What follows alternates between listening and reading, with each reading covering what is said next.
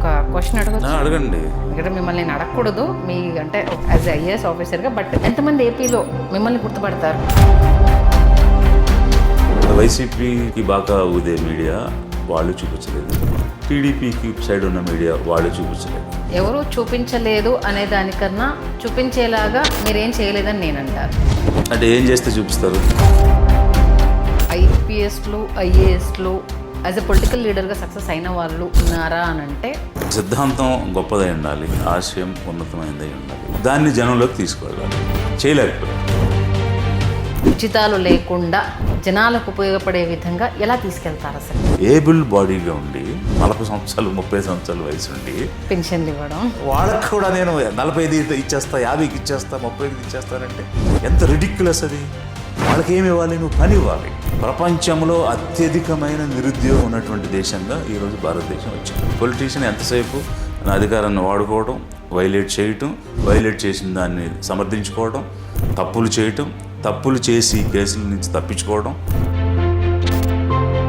ఆంధ్రప్రదేశ్ నారా ఫ్యామిలీయా లేకపోతే వైఎస్ ఫ్యామిలీయా? ఇంకా జనంలో కూడా ఒక విసుగు అనేది ఉంది.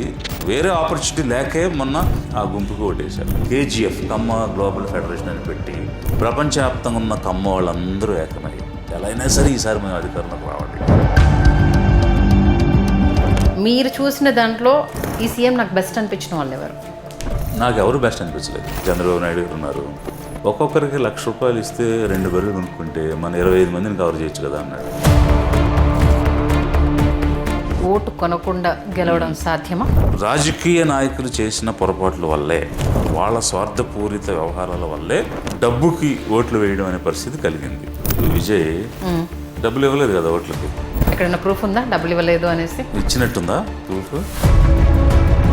అమరావతి గురించి మీ అభిప్రాయం? దేనికి సంబంధం లేకుండా అహ్మదాబాద్ నుంచి గాంధీనగర్ వెళ్ళినట్టుగా వీళ్ళు చేస్తున్నారు. గాంధీనగర్లో 6 తర్వాత పెట్ట కూడా కనిపించదు. రేపు అమరావతిలో కూడా 6 గంటల తర్వాత ఎవరు ఉండరు. అమరావతి అనేది ఎప్పటికీ డెవలప్ కాదు. మరి జగన్ గారి మావిగన్ హీఈస్ డినౌన్సింగ్ అమరావతికి మాకు సంబంధం లేదు. క్యాస్ట్ పాలిటిక్స్ లేకుండా రాజకీయాలు చేయడము సాధ్యమేనా? ఆ ఓట్లు వేయించుకుని ఈ ఓట్లు వేయించుకోవాలనేది రాజకీయంగా ఇప్పుడు జరుగుతున్న విధానం. ఓకే, దీనికి పూర్తిగా కొత్త నిర్వచనం, కొత్త భాష్యం చెప్పాలన్న ఆలోచనతోనే మేము 3వ ప్రత్యామ్నాయంగా లిబరేషన్ కాంగ్రెస్ పార్టీని తెచ్చాము. ఒక ఫేమో లేదా ఫ్యామిలీ బ్యాక్గ్రౌండ్ ఉన్న వాళ్ళు తప్పితే, ఎందుకంటే పవన్ కళ్యాణ్ గారిని ఎగ్జాంపుల్గా తీసుకున్నాం. ఒక నార్మల్ ఐఏఎస్ విజయ్ కుమార్ గారి వైపు, ఆయన తీసుకొచ్చే పార్టీ వైపు ఏపీలో చలనం వస్తుందంటారా? ఇన్ని డిపార్ట్మెంట్స్లో ఇన్ని లక్షల ఉద్యోగాలు ఖాళీగా ఉన్నాయి. మేము అధికారంలోకి వస్తే ఇన్ని లక్షల ఉద్యోగాలు ప్రభుత్వంలో ఇస్తాము. మా టార్గెట్ 2029 సిస్టమాటిక్ వేలో వెళ్తున్నాము. సిస్టమాటిక్ వే అని అంటే మనీ లేని రాజకీయాలు అని అందరిలాగే మీరు అబద్ధాలు చెప్తారా? అంటే మీరు కొంచెం పెసిమిస్టిక్గా కాకుండా ఆప్టమిస్టిక్గా ఆలోచించండి. కింగ్ మేకర్ కాదు, కింగ్ అయి చూపిస్తాం. మీరు అటు చంద్రబాబు నాయుడు గారు సీఎంగా ఉన్నప్పుడు వర్క్ చేశారు, జగన్మోహన్ రెడ్డి గారు సీఎంగా ఉన్నప్పుడు వర్క్ చేశారు. ది బెస్ట్ పర్సన్ కొంతలో కొంత ఈయన బెటర్ అనిపించిన వ్యక్తి ఎవరు? ఇప్పుడు వాళ్ళిద్దరితో నాకెందుకు, నేను కదా CM అవ్వాలనుకుంటున్నాను.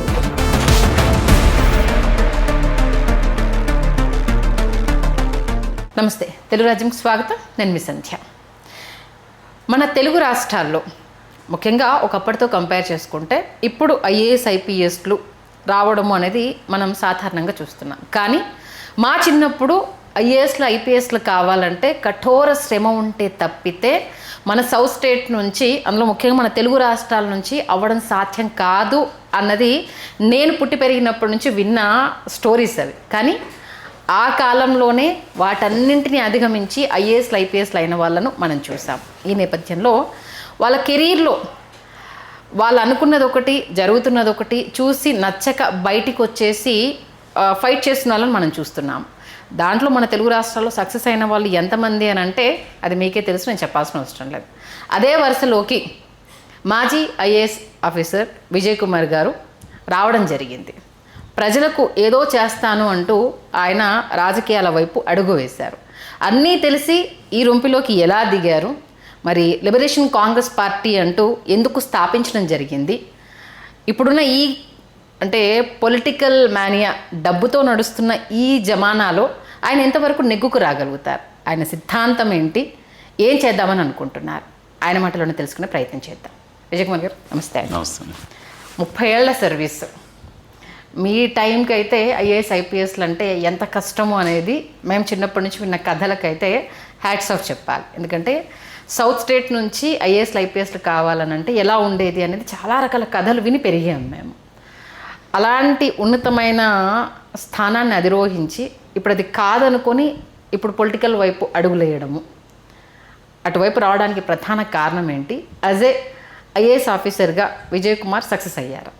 First thing, even now కఠోర శ్రమ అయితే చేయాల్సిందే. ఐఏఎస్ రావడం అనేది ఇంకా మోర్ డెడికేటెడ్గా ఒక యజ్ఞం లాగా చేస్తేనే అవుతుంది. Because now competition is very high, number of vacancies తగ్గుతూ ఉన్నాయి.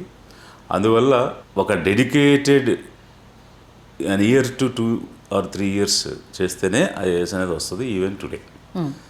Number 2, as a civil servant, ఒక ఐఏఎస్ ఆఫీసర్గా what best can be delivered to the people, అది నాకు కంప్లీట్ సాటిస్ఫాక్షన్ ఉంది. ఎందువల్లంటే జనం అంటే ప్రజలకు ఏం చేయొచ్చు ఈ సర్వీస్ ద్వారా అనేటువంటి ఒక ఓరియంటేషన్తోనే డే 1 నుంచి వర్క్ చేసుకుంటూ వచ్చాము. సో అందువల్ల అది ఏ పార్టీ అధికారంలో ఉన్నా కూడా everywhere I got appreciations. Even అంటే పొలిటికల్ బాసెస్ నుంచి అప్రిసియేషన్ అనేది కూడా అంటే జనం నుంచి అలాగే అప్రిసియేషన్ వస్తుంది. ఎందువల్లంటే మనం మేలు చేస్తే చాలు, దే విల్ లవ్ ఇట్, వాళ్ళు చాలా బాగా స్పందిస్తారు. అది నిరంతరంగా ప్రతి చోట నేను పనిచేసిన ప్రతి జిల్లాలోనూ ఉంది. బట్ డిఫరెంట్ పొలిటికల్ పార్టీస్ కూడా నేను వర్క్ చేసినప్పుడు అంటే చంద్రబాబు నాయుడు గారి దగ్గర నుంచి every chief minister has appreciated my outputs. అంటే ఎఫర్ట్సే కాదు, అవుట్కమ్స్ని కూడా చూపించగలిగాము. ఆ విధంగా ఆ service is a god given opportunity అనే ఫీల్తో వర్క్ చేశాను. And I have utilized it maximum. Okay, మామూలుగా అంటే మీ దగ్గర అధికారం ఉంది, చేయాలన్న ఆలోచన ఉంది, చేయగల సమర్థత, చేసి చూపించిన అనేక ఉదంతాలు ఉన్నాయి. అలాంటి సర్వీస్ను కాదనుకొని ఎందుకు బయటికి రావాలనుకున్నారు సార్? అదే as I told you, civil సర్వీస్లో డెఫినెట్గా లాట్ ఆఫ్ ఆపర్చునిటీస్ ఉంటాయి. బట్ దానికి లిమిటేషన్స్ కూడా ఉంటాయి. ఒక ఫ్రేమ్లోనే వర్క్ చేయాలి మనం. ఎందువల్ల అంటే ఎలక్టెడ్ పార్టీ ఏది ఉందో వాళ్ళ పాలసీస్, వాళ్ళు పెట్టుకున్న విధానాల ప్రకారంగా డెలివరీ చేయాలి. బియాండ్ దట్ మనకి ఎన్ని ఆలోచనలు ఉన్నా కూడా చెప్పవచ్చు ఇది ఇలా చేస్తే మంచిదని ఒక సజెషన్ వరకు ఇవ్వచ్చు. వినడం వినకపోవటం వాళ్ళ ఇష్టం. బట్ పొలిటికల్గా వచ్చినప్పుడు the law making, decision making, policy making అన్నీ కూడా అసెంబ్లీలో ఉంటాయి, గవర్నెన్స్లో ఉంటాయి, ఎగ్జిక్యూటివ్లో ఉంటాయి.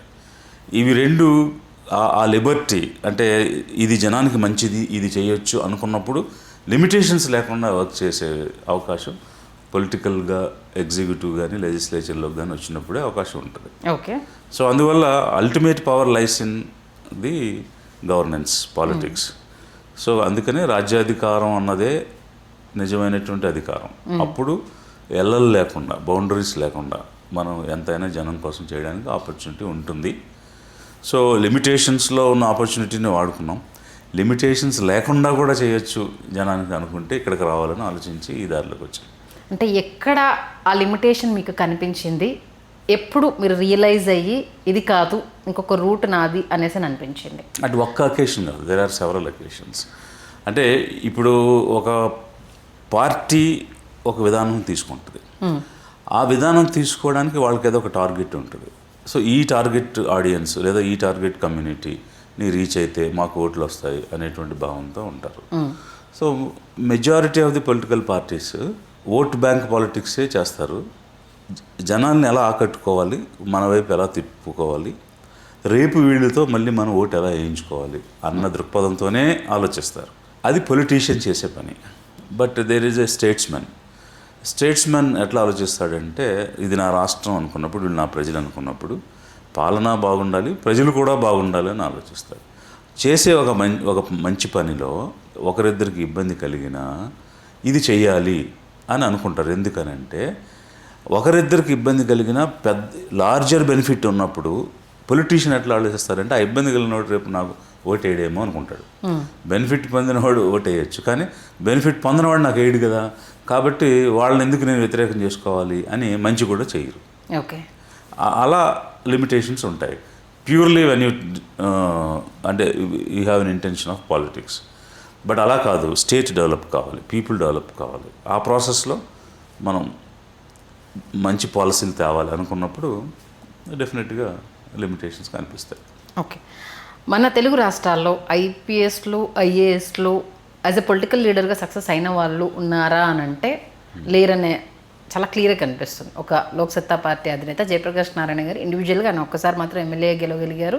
తర్వాత పార్టీ ఏ పరిస్థితికి వచ్చిందో మనం చూసాం. జడి లక్ష్మీనారాయణ గారు జనసేన నుంచి ఎంపీగా పోటీ చేశారు. ఆ తర్వాత ఇక నాకు రాజకీయాలు కలిసి రావు అనేసి అనుకున్నారు. మళ్ళీ ఆయన బ్యాక్ టు జాబ్ అన్నట్టుగా వెళ్ళిపోయారు. తోట చంద్రశేఖర్ గారు, వీళ్ళంతా ఈ ఫెయిల్యూర్ స్టోరీస్ చూశాక కూడా ఐఏఎస్ విజయ్ గారు ఇటువైపు రావాలన్న ధైర్యం ఎలా చేశారంటే ఏం చెప్తారు? ఫస్ట్ ఆఫ్ ఆల్, ఇప్పుడు మన ఆలోచన, ఆశయం కానీ సిద్ధాంతం కానీ స్పష్టంగా ఉండాలి. అది సిద్ధాంతం గొప్పదై ఉండాలి, ఆశయం ఉన్నతమైనదై ఉండాలి. ఇక నెక్స్ట్ దాన్ని జనంలోకి తీసుకువెళ్ళాలి, జనం నుంచి ఆదరణ పొందాలి. వీటితో పాటు కొంత సోషల్ ఫ్యాబ్రిక్, సాంఘిక పరిస్థితులు ఏ విధంగా ఉన్నాయనేది కూడా మనం ఆలోచించాలి. వారు ఎందుకు సక్సెస్ కాలేకపోయారు అనేది వాళ్ళు చెప్పాలి. బికాజ్ అలాంటి ఏ ఆలోచనతో వచ్చారో, వాళ్ళు నిజంగా అనుకున్నది చేశారా, చెప్పింది వేరే చేశారా, తిరిగి ఎందుకు బ్యాక్అవుట్ అయ్యారు అనేటువంటిది వాళ్ళు చెప్పాలి. బట్ నాకున్న కాన్ఫిడెన్స్ ఏంటంటే, ఇప్పుడు there are poor in the states, Telangana అయినా ఆంధ్ర అయినా. సో పేదరికం అన్నది యాక్చువల్గా 8 years ఆఫ్ గవర్నెన్స్ మనకు ఇండిపెండెన్స్ వచ్చిన తర్వాత నిజంగా చిత్తశుద్ధితో వర్క్ చేసి ఉంటే డెఫినెట్గా పేదరికం లేకుండా చేయొచ్చు, నిర్మూలన చేయొచ్చు. చేయలేకపోయారు. So it's failure of the successive parties and the governance. మన వెనక స్వాతంత్రం వచ్చిన దేశాలు, for example Japan or any other, south Korea, ఇట్లాంటి దేశాలు తీసుకుంటే ఇలాంటి పదాలు వాళ్ళకి తెలియవు. మనకంటే చిన్న దేశం అయినా మనకంటే పెద్ద ఎకానమీలుగా తయారైనాయి. ఏమిటి అక్కడ 2 విషయాలు ఉంటాయి. ఒకటి రూల్ చేసే వాళ్ళకి కమిట్మెంట్, 2 పీపుల్ నుంచి రెస్పాన్స్. ఈ రెండింటిని బేస్ చేసుకుని వాళ్ళు చేయగలిగారు. ఇక్కడ సెల్ఫిష్ మోటివ్స్, వెస్టెడ్ ఇంట్రెస్ట్లో, ఇప్పుడు సపోజ్ ట్రాఫిక్ సిగ్నల్స్ తీసుకోండి, వాళ్ళు వైలేట్ చేసినప్పుడు ట్రాఫిక్ని మేనేజ్ చేసేవాళ్ళు ఫైన్ వేయడానికి ట్రై చేస్తారు, లేకపోతే వెహికల్ పట్టుకుంటే వెంటనే ఫోన్లు చేయించి వాళ్ళ పొలిటికల్ పవర్ చూపించి వైలేట్ చేసిన తప్పు, మళ్ళీ ఆ తప్పును సమర్థించుకోవడానికి మళ్ళీ అధికారం దుర్వినియోగం చేయటం, ఇవన్నీ పొలిటీషియన్స్ చేస్తారు. అదే ఇప్పుడు ఒక స్టేట్స్మెన్గా ఉన్న వాళ్ళు ఏం చేస్తారు, ఇప్పుడు ఒక రూల్ పెట్టాం, రూల్ని వైలేట్ చేసిన వాడు ఎవడైనా ఈక్వల్గా ట్రీట్ చేయమని చెప్తాం. Whether it's ministers son or officers son, it's same, because you have violated the rule. ఆ డిఫరెన్స్ పొలిటీషియన్ చేయడు. పొలిటీషియన్ ఎంతసేపు అధికారాన్ని వాడుకోవడం, వైలేట్ చేయటం, వైలేట్ చేసిన దాన్ని సమర్థించుకోవడం, తప్పులు చేయటం, తప్పులు చేసి కేసుల నుంచి తప్పించుకోవడం, తప్పు చేయని వాళ్ళ మీద కేసులు పెట్టడం, ఈ వ్యవహారం అంతా ప్యూర్లీ పాలిటిక్స్ చేసేవాళ్ళు ఆలోచించే విధానం. ఇందులో మార్పు రావాలి, మార్పు జనంలో కూడా రావాలి. ఎలా అవగాహన పెరగాలి వాళ్ళలో. సో ఎవరు తప్పు చేస్తున్నారు, ఎవరు దుర్వినియోగం చేస్తున్నారు అనేది గమనించాలి. అదే సమయంలో సిచ్యువేషన్కి అనుగుణంగా జనం కూడా రెస్పాండ్ కావాలి. సో ఇది మనం చూసినప్పుడు ఈ ఆఫీసర్స్ ఏ సిద్ధాంతంతో వచ్చారో, ఏ ఆశయంతో వచ్చారో అనేది నాకు తెలియదు. అంటే ఆల్మోస్ట్ వెల్ నోన్ అందరికీ, వాళ్ళు ఆన్ డ్యూటీలో ఉన్నంత వరకు ఎంత స్ట్రిక్ట్గా ఉన్నారనేది తెలుసు. వాళ్ళు ఉన్నంత వరకు జడి లక్ష్మీనారాయణ గారు కావచ్చు, జయప్రకాష్ నారాయణ ఆయన కావచ్చు, లేకపోతే ఆర్ఎస్ ప్రవీణ్ గారు కావచ్చు, వీళ్ళంతా ఆన్ డ్యూటీలో ఉన్నప్పుడు ఎంత పవర్ఫుల్ రోల్ ప్లే చేశారు. ఉన్నంత వరకు 2 రాష్ట్రాల్లో వీళ్ళ పేర్లు ఎంత మారుమోగాయని మనందరికీ తెలిసిందే. బట్ ఆన్ పొలిటికల్స్కి వచ్చేసరికి జేడీ గారు అయితే ఏకంగా బాండ్ పేపర్ రాసిచ్చారు. నేను ఇచ్చిన హామీ ఏ ఒక్కటి నెరవేర్చకపోయినా మీరు నా గల్లా పట్టుకొని అడగండి అంటూ బాండ్ పేపర్ రాసిచ్చి ఆయన పొలిటికల్ క్షేత్రంలోకి వెళ్ళారు. జయప్రకాష్ నారాయణ గారు లోక్సత్తా ఇది మీ సత్తా, ఇది సామాన్యుడి పార్టీ అంటూ కూడా ఆయన వెళ్ళారు. ఆ టైంలో ఆయన ఒక్కరు మాత్రమే గెలవగలిగారు. మిగతా ఇప్పుడు ఆర్ఎస్ ప్రవీణ్ గారు కూడా మాయావతితో టైప్ అయి పార్టీని ఇక్కడ తీసుకొచ్చారు, ఆయన ఫెయిల్యూర్ అయ్యారు. తోట చంద్రశేఖర్ గారు మహారాష్ట్రలో ఏ రేంజ్లో రఫ్ ఆడించారు. అక్కడ ఆయన వస్తూ ఉంటే ఆయన సర్వీస్ అయిపోయి ఆయన సర్వీస్కి రామ్ చెప్పినప్పుడు మీరు వెళ్ళొద్దు అంటూ ఆయన ఏ రేంజ్లో ఆపారో చూసాం. అంటే మీరు ఐఏఎస్ ఐపీఎస్లుగా మీకు 100% మార్క్స్ పడుతున్నాయి, పొలిటికల్ క్షేత్రంలోకి వచ్చేసరికి అసలు ఎక్స్పెక్ట్ చేయని డిజాస్టర్ని మూటగట్టుకోవడం. వీళ్ళు కనీసం లక్ష్మీనారాయణ గారే మన జయప్రకాష్ నారాయణ ఎమ్మెల్యేగా అయినా ఆయన అడుగు పెట్టగలిగారు. మిగతా వల్ల అసలు ఆ గెలుపు అన్నది చూడలేకపోవడము అనేది. ఎందుకంటే మీకు సిద్ధాంతాలు ఉన్నాయి, ఆశయాలు ఉన్నాయి, బట్ రాజకీయ క్షేత్రంలో ఫెయిల్యూర్స్ మీకు కనిపిస్తున్నాయి. Whatever you're saying is right. అంటే ఇప్పుడు ఇండివిజువల్గా ఆఫీసర్ వైజ్ డిస్కస్ చేయకపోయినా, అంటే ఫర్ ఎగ్జాంపుల్ లక్ష్మీనారాయణ అంటే ఆయన మన స్టేట్ క్యాడర్ కదా, ఆయన ఏం పని చేశాడు ఎవరికి తెలియదు, ఎక్సెప్ట్ జగన్ కేసు తప్ప. అతని కెరీర్ ఏంటో అసలు ఎవరికి తెలియదు కదా ఏపీలో. ఏదో జగన్ అనే వ్యక్తి యొక్క కేసు రీసెర్చ్ చేశారు, ఇన్వెస్టిగేట్ చేశారు అనేది. కోర్స్ అది కూడా ఏ మేరకు వీళ్ళ ఛార్జ్ షీట్ కరెక్ట్ ఉంది ఏంటనేది అది అంతా కోర్టులో తేలుతుంది. బట్ అదర్వైజ్ మిగిలిన ఆఫీసర్స్ అంటే జయప్రకాష్ గారు నా సీనియరు, అలాగే Praveen, we all work together, so we know. అంటే ప్రవీణ్ జర్నీ ఈజ్ డిఫరెంట్. అతను ముందు బీఎస్పీకి వెళ్ళారు, తర్వాత మళ్ళీ బీఆర్ఎస్కి వచ్చారు. He has his own reasons. అతను సక్సెస్ కాలేదని ఇప్పుడు మనం అప్పుడే చెప్పేయడానికి అవకాశం లేదు. He is still there, he is continuing. Then Jayaprakash గారి విషయంలో ఏంటంటే చాలా ఇష్యూస్ ఉన్నాయి దానిలో. ఆల్రెడీ ఒక తెలుగుదేశం ఒక పార్టీ ఉంది, మళ్ళీ ఇంకొకటి ఎందుకు, ఇంకో పార్టీ ఎందుకు అనేది ఆ కమ్యూనిటీలో చర్చ జరిగింది. ఓకే. దాంతో అతనికి ఎవరు ప్రాపర్ సపోర్ట్ ఇవ్వలేదు. ఇండిపెండెంట్గా ఎదగాలని ట్రై చేశారు, అది కూడా కుదరలేదు. లాస్ట్కి ఏం జరిగింది, చివరికి కమ్మాస్ ఓట్స్ ఎక్కడ ఎక్కువ ఉన్నాయో అక్కడ ఆయన పోటీ పెట్టి మిగిలిన పార్టీలు కూడా సపోర్ట్ చేస్తే మరీ గెలవకపోతే పరుగు పోతుందని చెప్పి అందరూ కలిసి అతనికి సపోర్ట్ చేసి గెలిపించి ఒకసారి అసెంబ్లీకి పంపించారు. So that is a different story. అంటే each is a different context. అందువల్ల we cannot compare with our context. అది నెంబర్ 1. ఇంకా నెంబర్ 2, అంటే సక్సెస్ ఉంటేనే మనం సక్సెస్ అవ్వగలుగుతాము అనేది కూడా may not be a proper analogy. Why? Because అంటే I know the confidence what I have and I know the pathway. So నేను ఎంచుకున్న దారిలో డెఫినెట్గా సక్సెస్ అవుతాము అనేటువంటి ఒక నమ్మకం ఉంది. అబౌవ్ దాట్ పీపుల్ నుంచి సపోర్ట్ దొరుకుతుంది అనేది. ఎందుకంటే నేను 2729 కిలోమీటర్లు పాదయాత్ర చేశాను, వేల గ్రామాలు, లక్షల మంది జనాన్ని కలిశాను. సో వీళ్ళందరూ వాళ్ళ ఆలోచన విధానం ఎలా ఉంది, వాళ్ళ మనసులో ఎలాంటి అభిప్రాయాలు ఉన్నాయనేది స్వయంగా నేను మాట్లాడి చూసినటువంటి సందర్భాలు ఉన్నాయి. There is a space definitely. ఇప్పుడు ఒకప్పుడు 2 పార్టీల పాలనలాగా ఉండేది, ఈరోజు 2 కుటుంబాల పాలనగా అయిపోయింది ఏపీ అయితే కనుక.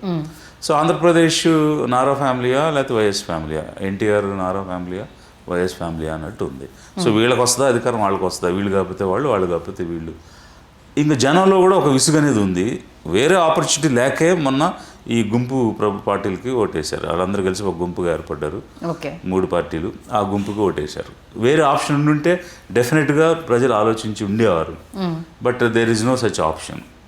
మళ్ళీ రేపు ఆప్షన్ లేకపోతే వీళ్ళు నచ్చకపోతే వేరే వాళ్ళకి వేస్తారు, లేదు వాళ్ళకి వేస్తారు. ఈ సిచ్యువేషన్లో దెర్ ఈజ్ ఎ స్పేస్. అది నేను చాలా స్పష్టంగా గమనించాను. ఇక్కడ 2 విషయాలు ఉండాలి. ఒకటి, they have to see my sincerity. నేను చేస్తున్న నా అడుగుల్లో నిజాయితీ చూడాలి. అలాగే జనం నేను అనుకున్నట్టుగా ఆలోచించాలంటే మనం 3వ ప్రత్యామ్నాయాన్ని చూద్దాము. ఒకసారి చూస్తే ఇది ఎలా ఉంటుంది, ఎంతవరకు మనం ఈ పెట్టుబడిదారీల పార్టీలనే చూసాము, ఆధిపత్య వర్గాలనే చూసాము, వాళ్ళే కుటుంబం మార్చి పాలన చేస్తున్నారు. ఈ 2 కాకుండా కొత్త వారికి అవకాశం ఇస్తే మార్పు ఎలా ఉంటుంది? ప్లస్ ఇప్పుడు ఏదో పొలిటికల్గానే స్థిరపడి ఎదగాలి అంటే ఈ రాజకీయ పార్టీ ఎన్ని తప్పులు చేసైనా అధికారంలో కొనసాగాలి అన్న ఆలోచనతో మేము చేయడం లేదు. ఎంత మంచి అయినా సరే చేసి కొనసాగాలి. ఆ మంచి అనేది కొంతమందికి ఇబ్బంది కలిగించిన, ఇంతకుముందు నేను చెప్పిన ఎగ్జాంపుల్ లాగా. సో ఈవెన్ ఇప్పుడు సపోజ్ రోడ్స్ వైడనింగ్ చేస్తాము, రోడ్ వైడనింగ్ చేసినప్పుడు ఎంక్రోచ్మెంట్స్ తీసేయాల్సి వస్తుంది. సో ఎంక్రోచ్మెంట్స్ తీసేస్తే ఆ ఓట్లు పోతాయేమో అని ఎంక్రోచ్మెంట్ తీయకపోతే లార్జర్ ఇంట్రెస్ట్ని మనం కాపాడలేకపోతున్నాం కదా, పెద్ద రోడ్స్ ఇవ్వలేకపోతున్నాం కదా. So what we should see larger interest of the people, ఓవరాల్గా ప్రజలకు ఏది మేలు అనేది కదా మనం చూడాలి. అక్కడక్కడ ఒకరిద్దరు ఇబ్బంది పడవచ్చు, వాళ్ళని ఇంకో రకంగా రీహాబిలిటేట్ చేయొచ్చు కదా. వాళ్ళని అక్కడి నుంచి తీసినప్పుడు వాళ్ళకి ప్రాపర్ ల్యాండ్ ఇచ్చి ఇల్లు కట్టించి పెట్టచ్చు కదా. So there is a way to address. But ఇక్కడ ఎట్లా అంటే వాళ్ళని అలాగే కంటిన్యూ చేస్తూ వాళ్ళని 10 సార్లు ఏళ్ళ దగ్గర తిప్పుకుంటూ నీది ఉంచుతాను తీయించమని వాళ్ళని వేలంవరిలో పెట్టి ఆ ఓట్లు వేయించుకుని ఈ ఓట్లు వేయించుకోవాలనేది రాజకీయంగా ఇప్పుడు జరుగుతున్న విధానం. ఓకే, దీనికి పూర్తిగా కొత్త నిర్వచనం, కొత్త భాష్యం చెప్పాలన్న ఆలోచనతోనే మేము 3వ ప్రత్యామ్నాయంగా లిబరేషన్ కాంగ్రెస్ పార్టీని తెచ్చాం. ఇప్పుడున్న పరిస్థితుల్లో నిజంగా ఏపీలో 3వ ప్రత్యామ్నాయం వైపు అడుగులు వేసే ఆలోచన ప్రజలు చేస్తున్నారా? డెఫినెట్గా ఉన్నారు, అది ఎంత పర్సెంట్ అన్నది క్వశ్చన్. ఎందుకంటే ఒక ఫేమో లేకపోతే వీళ్ళు తదేకంగా పోరాటం చేసిన వాళ్ళు లేదా ఫ్యామిలీ బ్యాక్గ్రౌండ్ ఉన్న వాళ్ళు తప్పితే, ఎందుకంటే పవన్ కళ్యాణ్ గారిని ఎగ్జాంపుల్గా తీసుకున్నాం, అదే ఒక సినిమా అన్నయ్య ఉండాలి, ఒక ఫ్యామిలీ అన్నయ్య ఉండాలి. అదంటున్నా. అంత సినిమా అతని నుంచి వచ్చినా నేను మీకోసం నిలబడతానని 2019లో ఏ రేంజ్ ప్రయత్నాలు చేశారో మనం చూసాం. అయినా సరే అటువైపు వెళ్లకుండా అమ్మో ఎందుకు కొత్త మొహాన్ని అంటూ జగన్ వైపు మళ్ళడం మనం చూసాం. ఈ నేపథ్యంలో ఒక నార్మల్ ఐఏఎస్ విజయ్ కుమార్ గారి వైపు, ఆయన తీసుకొచ్చే పార్టీ వైపు ఏపీలో చలనం వస్తుందంటారా? ఆల్రెడీ స్టార్ట్ అయింది. We're getting so many calls. జనాలు పార్టీలో చేరుతూ ఉన్నారు. మేము గ్రాస్ రూట్ నుంచి బిల్డ్ చేసుకుంటూ వస్తున్నాము. ఏదో క్యాడర్ లేకుండా కార్యకర్తలు లేకుండా పార్టీ పెట్టేసి నడిపించేయాలనేటువంటిది కాదు. గ్రామ స్థాయి నుంచి రాష్ట్ర స్థాయి వరకు ఒక నెట్వర్కింగ్ చేస్తున్నాము. ఇఫ్ యూ డోంట్ మైండ్ నేను ఒక క్వశ్చన్ అడగచ్చు? అడగండి. ఎందుకంటే మిమ్మల్ని నేను అడగకూడదు మీ అంటే యాజ్ ఐఏఎస్ ఆఫీసర్గా, బట్ ఎంతమంది ఏపీలో మిమ్మల్ని గుర్తుపడతారు? Sorry to ask that. At least ఇప్పుడు నేను ఇంతకుముందు చెప్పాను కదా 2900 కిలోమీటర్లు తిరిగామని. కనీసం లక్షల మంది జనం అయితే చూశారు కదా నేను, వాళ్ళు గుర్తుపడతారు. ఇంకా అదర్వైజ్ ఇప్పుడు సోషల్ మీడియా ద్వారా మన ఆలోచనల్ని స్ప్రెడ్ చేస్తున్న క్రమంలో మేబీ అంటే నేను బయటకు వస్తే there is a lot of response. ఎంతమంది అనేది నేను లెక్క వేయలేను, కానీ but in lakhs they can recognize. Okay, that much I can tell because that's what the response I'm getting. But ఇన్ని లక్షలు అనే లక్షలు అనేది చెప్పలేము. మీడియాలో ఉన్న చాలామంది పర్సన్స్కి మీరు తెలియదు. ఎందుకు అని అంటే మీ పార్టీకి సంబంధించి ఎక్కడ ధర్నాలో పాల్గొనడం కావచ్చు, లేదా అసలు ఈ పార్టీ అనౌన్స్ అయ్యింది అన్న విషయం కావచ్చు, మీ జెండా కావచ్చు, ఎజెండా కావచ్చు, ఇప్పటివరకు ఎక్కడ కనిపించలేదు. That's why I'm asking that question. Fine, దీనికి ఏమంటారు? అసలు మీరు చెప్పేంత వరకు కూడా okay Vijay Kumar Liberation Congress Party ఉందా అన్న ఒక క్వశ్చన్ రైజ్ అయిన సందర్భాలు చాలా ఉంటాయి. అంటే మీరు తెలిసిన వాళ్ళు మిమ్మల్ని ఫాలో అయ్యే వాళ్ళకు తప్పితే ఏపీ ప్రజలు ఎంతమంది విజయ్ గారు ఒక పార్టీ పెట్టారంట, ఆయన సామాన్యుల పక్షాన నిలబడడానికి గ్రౌండ్ లెవెల్లో ఈయన ఇంత పాదయాత్ర చేశారు అని ఎంతమందికి ఇది తెలుసు అనేది? అది నిజమే, నిజాన్ని నిజంగా అంగీకరించాలి. మెయిన్ మీడియా రెండు వర్గాలుగా విడిపోయింది. సో దీంతో ఏం జరిగింది, మేము పాదయాత్ర చేస్తున్నప్పుడు అది టీడీపీ వర్గానికి అనుకూలమా లేకపోతే వైసీపీ వర్గానికి అనుకూలమా? ఒకవేళ ఇటు అనుకూలమై ఉంటే వీళ్ళు చూపించి ఉండేవాళ్ళు, అటు అనుకూలమైతే వాళ్ళు చూపించి ఉండేవాళ్ళు. ఎవరికి అనుకూలం కాదు అని వాళ్ళు అనుకున్నారు. సో అందుకనే వైసీపీకి బాగా ఊదే మీడియా వాళ్ళు చూపించలేదు, టీడీపీకి సైడ్ ఉన్న మీడియా వాళ్ళు చూపించలేదు. సో అందువల్ల మెయిన్ మీడియాలో ఎక్కడా కూడా మేము చేసిన యాత్ర రాలేదు.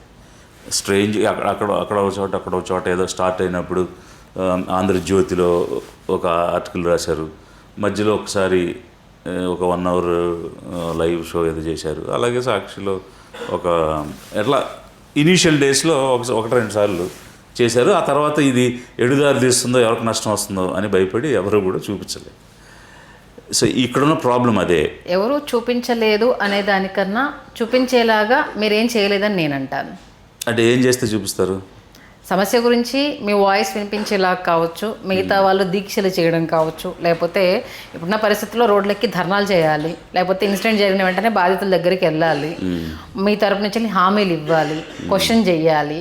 అది ఎక్కడ మీరు ఆ టైప్ ఆఫ్ ప్రోగ్రామ్స్ చేసినట్టు ఎక్కడ కనిపించలేదని నేను అంటాను. ఓకే, చేయలేదని నేను అంటాను, చూపించలేదని నేను అంటాను. ఓకే, సో అంటే జనంలోకి వెళ్ళి వేల మంది, ఇప్పుడు ఇదే కనకదుర్గ వారధి మీద కనీసం ఒక 5,000 మంది 2 hours మొత్తం విజయవాడ అంతా స్తంభించిపోయింది. ఎందుకంటే ఆ పక్క నుంచి ఈ పక్క రావడానికి 45 minutes పడుతుంది నడవడానికి. సో ఆ ట్రాఫిక్ అంతా క్లియర్ చేయడానికి 2 గంటలు పట్టింది. 5,000 మంది పైనే వారధి మీద నడిచినప్పుడు సో మనకి కనుచూపు మేరలో మనుషులు తప్ప ఎవరు కనిపించలేదు. మరి అంత విజువల్ని కూడా ఎవరు చూపించలేదు. అంటే ఇప్పుడు కనీసం 5,000 మంది ఒక కార్యక్రమంలో పాల్గొంటే అది న్యూస్ కాదా? వాళ్ళు ఒక అంశం గురించి మాట్లాడితే అది వార్త కాదా? అంటే మా పార్టీకి మైలేజ్ వచ్చేదే వార్త, మా పార్టీకి సెల్ఫ్ కొట్టుకునేదే వార్త అనుకుని మీడియా అనే సిచ్యువేషన్లు ఈరోజు ఉంటే ఇంకా రియల్ న్యూస్ ఎక్కడ బయటకు వస్తుంది? అన్నీ బయాస్ న్యూసే కదా వస్తున్నాయి, న్యూట్రల్ న్యూస్ అసలు రావట్లేదు కదా. యాజ్ ఏ ఐఏఎస్ ఆఫీసర్గా మీకు ప్రజెంట్ ట్రెండ్ ఎలా ఉందనేది తెలుసు. మీడియా అవసరం లేదు, సోషల్ మీడియా అనే ఒక వెపన్ చాలు అనేది cockroach Janata party best example. Just దాని సిద్ధాంతం తెలియదు, అది ఏంటనేది తెలియదు, జనాలు మూడో ప్రత్యామ్నాయం వైపు చూస్తున్నారు అన్న ఆలోచనకి ఒక సోషల్ మీడియా వేదికగా అది క్రియేట్ చేసిన ప్రభంజనం అనేది మనం చూసాం. ఈ నేపథ్యంలో మీడియా అవసరంలా, మీకు మీరు సోషల్ మీడియాలో ఎంతవరకు అక్కడున్న ఏపీ ప్రజలకు మీరు తెలుసు, మీరు చేసిన ఇప్పుడు మీరు అదేంటి వైఎస్ఆర్సీపీకి మాట్లాడితే ప్రో వచ్చారు, టీడీపీ, నేను యాక్సెప్ట్ చేస్తాను. మీ సోషల్ మీడియాలో మీరు ప్రజల కోసం వచ్చారు అని ప్రజలు నమ్మినప్పుడు పెయిడ్ అవసరంలా, మీరు నిజంగా మీలో ఆ సత్తా ఉంది, విజయ్ గారిలో ఏదో చూసామో నా ప్రజలు నమ్మినప్పుడు ఇండిపెండెంట్గా వాళ్ళే మిమ్మల్ని పైకి లేపుతారు. నేను అడిగే క్వశ్చన్ అది, అంటే నేను రాంగ్ అడిగితే ఇది కరెక్ట్ కాదమ్మా అని మీరు అడగండి నన్ను. మీరు రాంగ్ అడిగినా రైట్ అడిగినా ఐ హ్యావ్ నో ఇష్యూస్.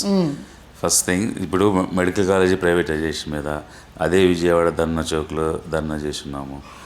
అలాగే వీళ్ళు తీసుకొచ్చిన పాలసీస్, ఈ గవర్నమెంట్ వచ్చినప్పుడు తీసుకొచ్చిన ప్రతి పాలసీ మీద నెగిటివ్గా ఉన్నటువంటి ప్రతి అంశం మీద ప్రెస్ క్లబ్లు, ఇప్పుడు హైయర్ ఎడ్యుకేషన్ ఇన్స్టిట్యూషన్స్లో professors, assistant professors, teaching staff ఏది రిక్రూట్మెంట్ లేదు.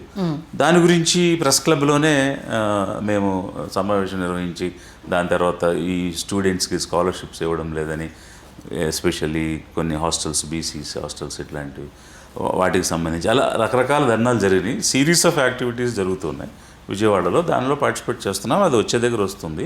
As you rightly said, today social media is the back bone. అంటే మాకున్నటువంటి ధైర్యం కూడా సోషల్ మీడియానే. ఈ మీడియాని అయితే నమ్ముకోలేదు. ఎందువల్ల అంటే ఈ మెయిన్ మీడియాలో డబ్బు లేకుండా ఎలాంటి వార్త రాదు, అసలు వాళ్ళు వార్తలుగా చూపించరు అనేది క్లియర్గా అర్థమైపోయింది. సో చూపించాల్సిన రోజు వచ్చినప్పుడు వాళ్ళు చూపిస్తారు. బట్ అంతవరకు సోషల్ మీడియా ద్వారా మనం ముందుకెళ్ళొచ్చని మనం అనుకుంటున్నాం.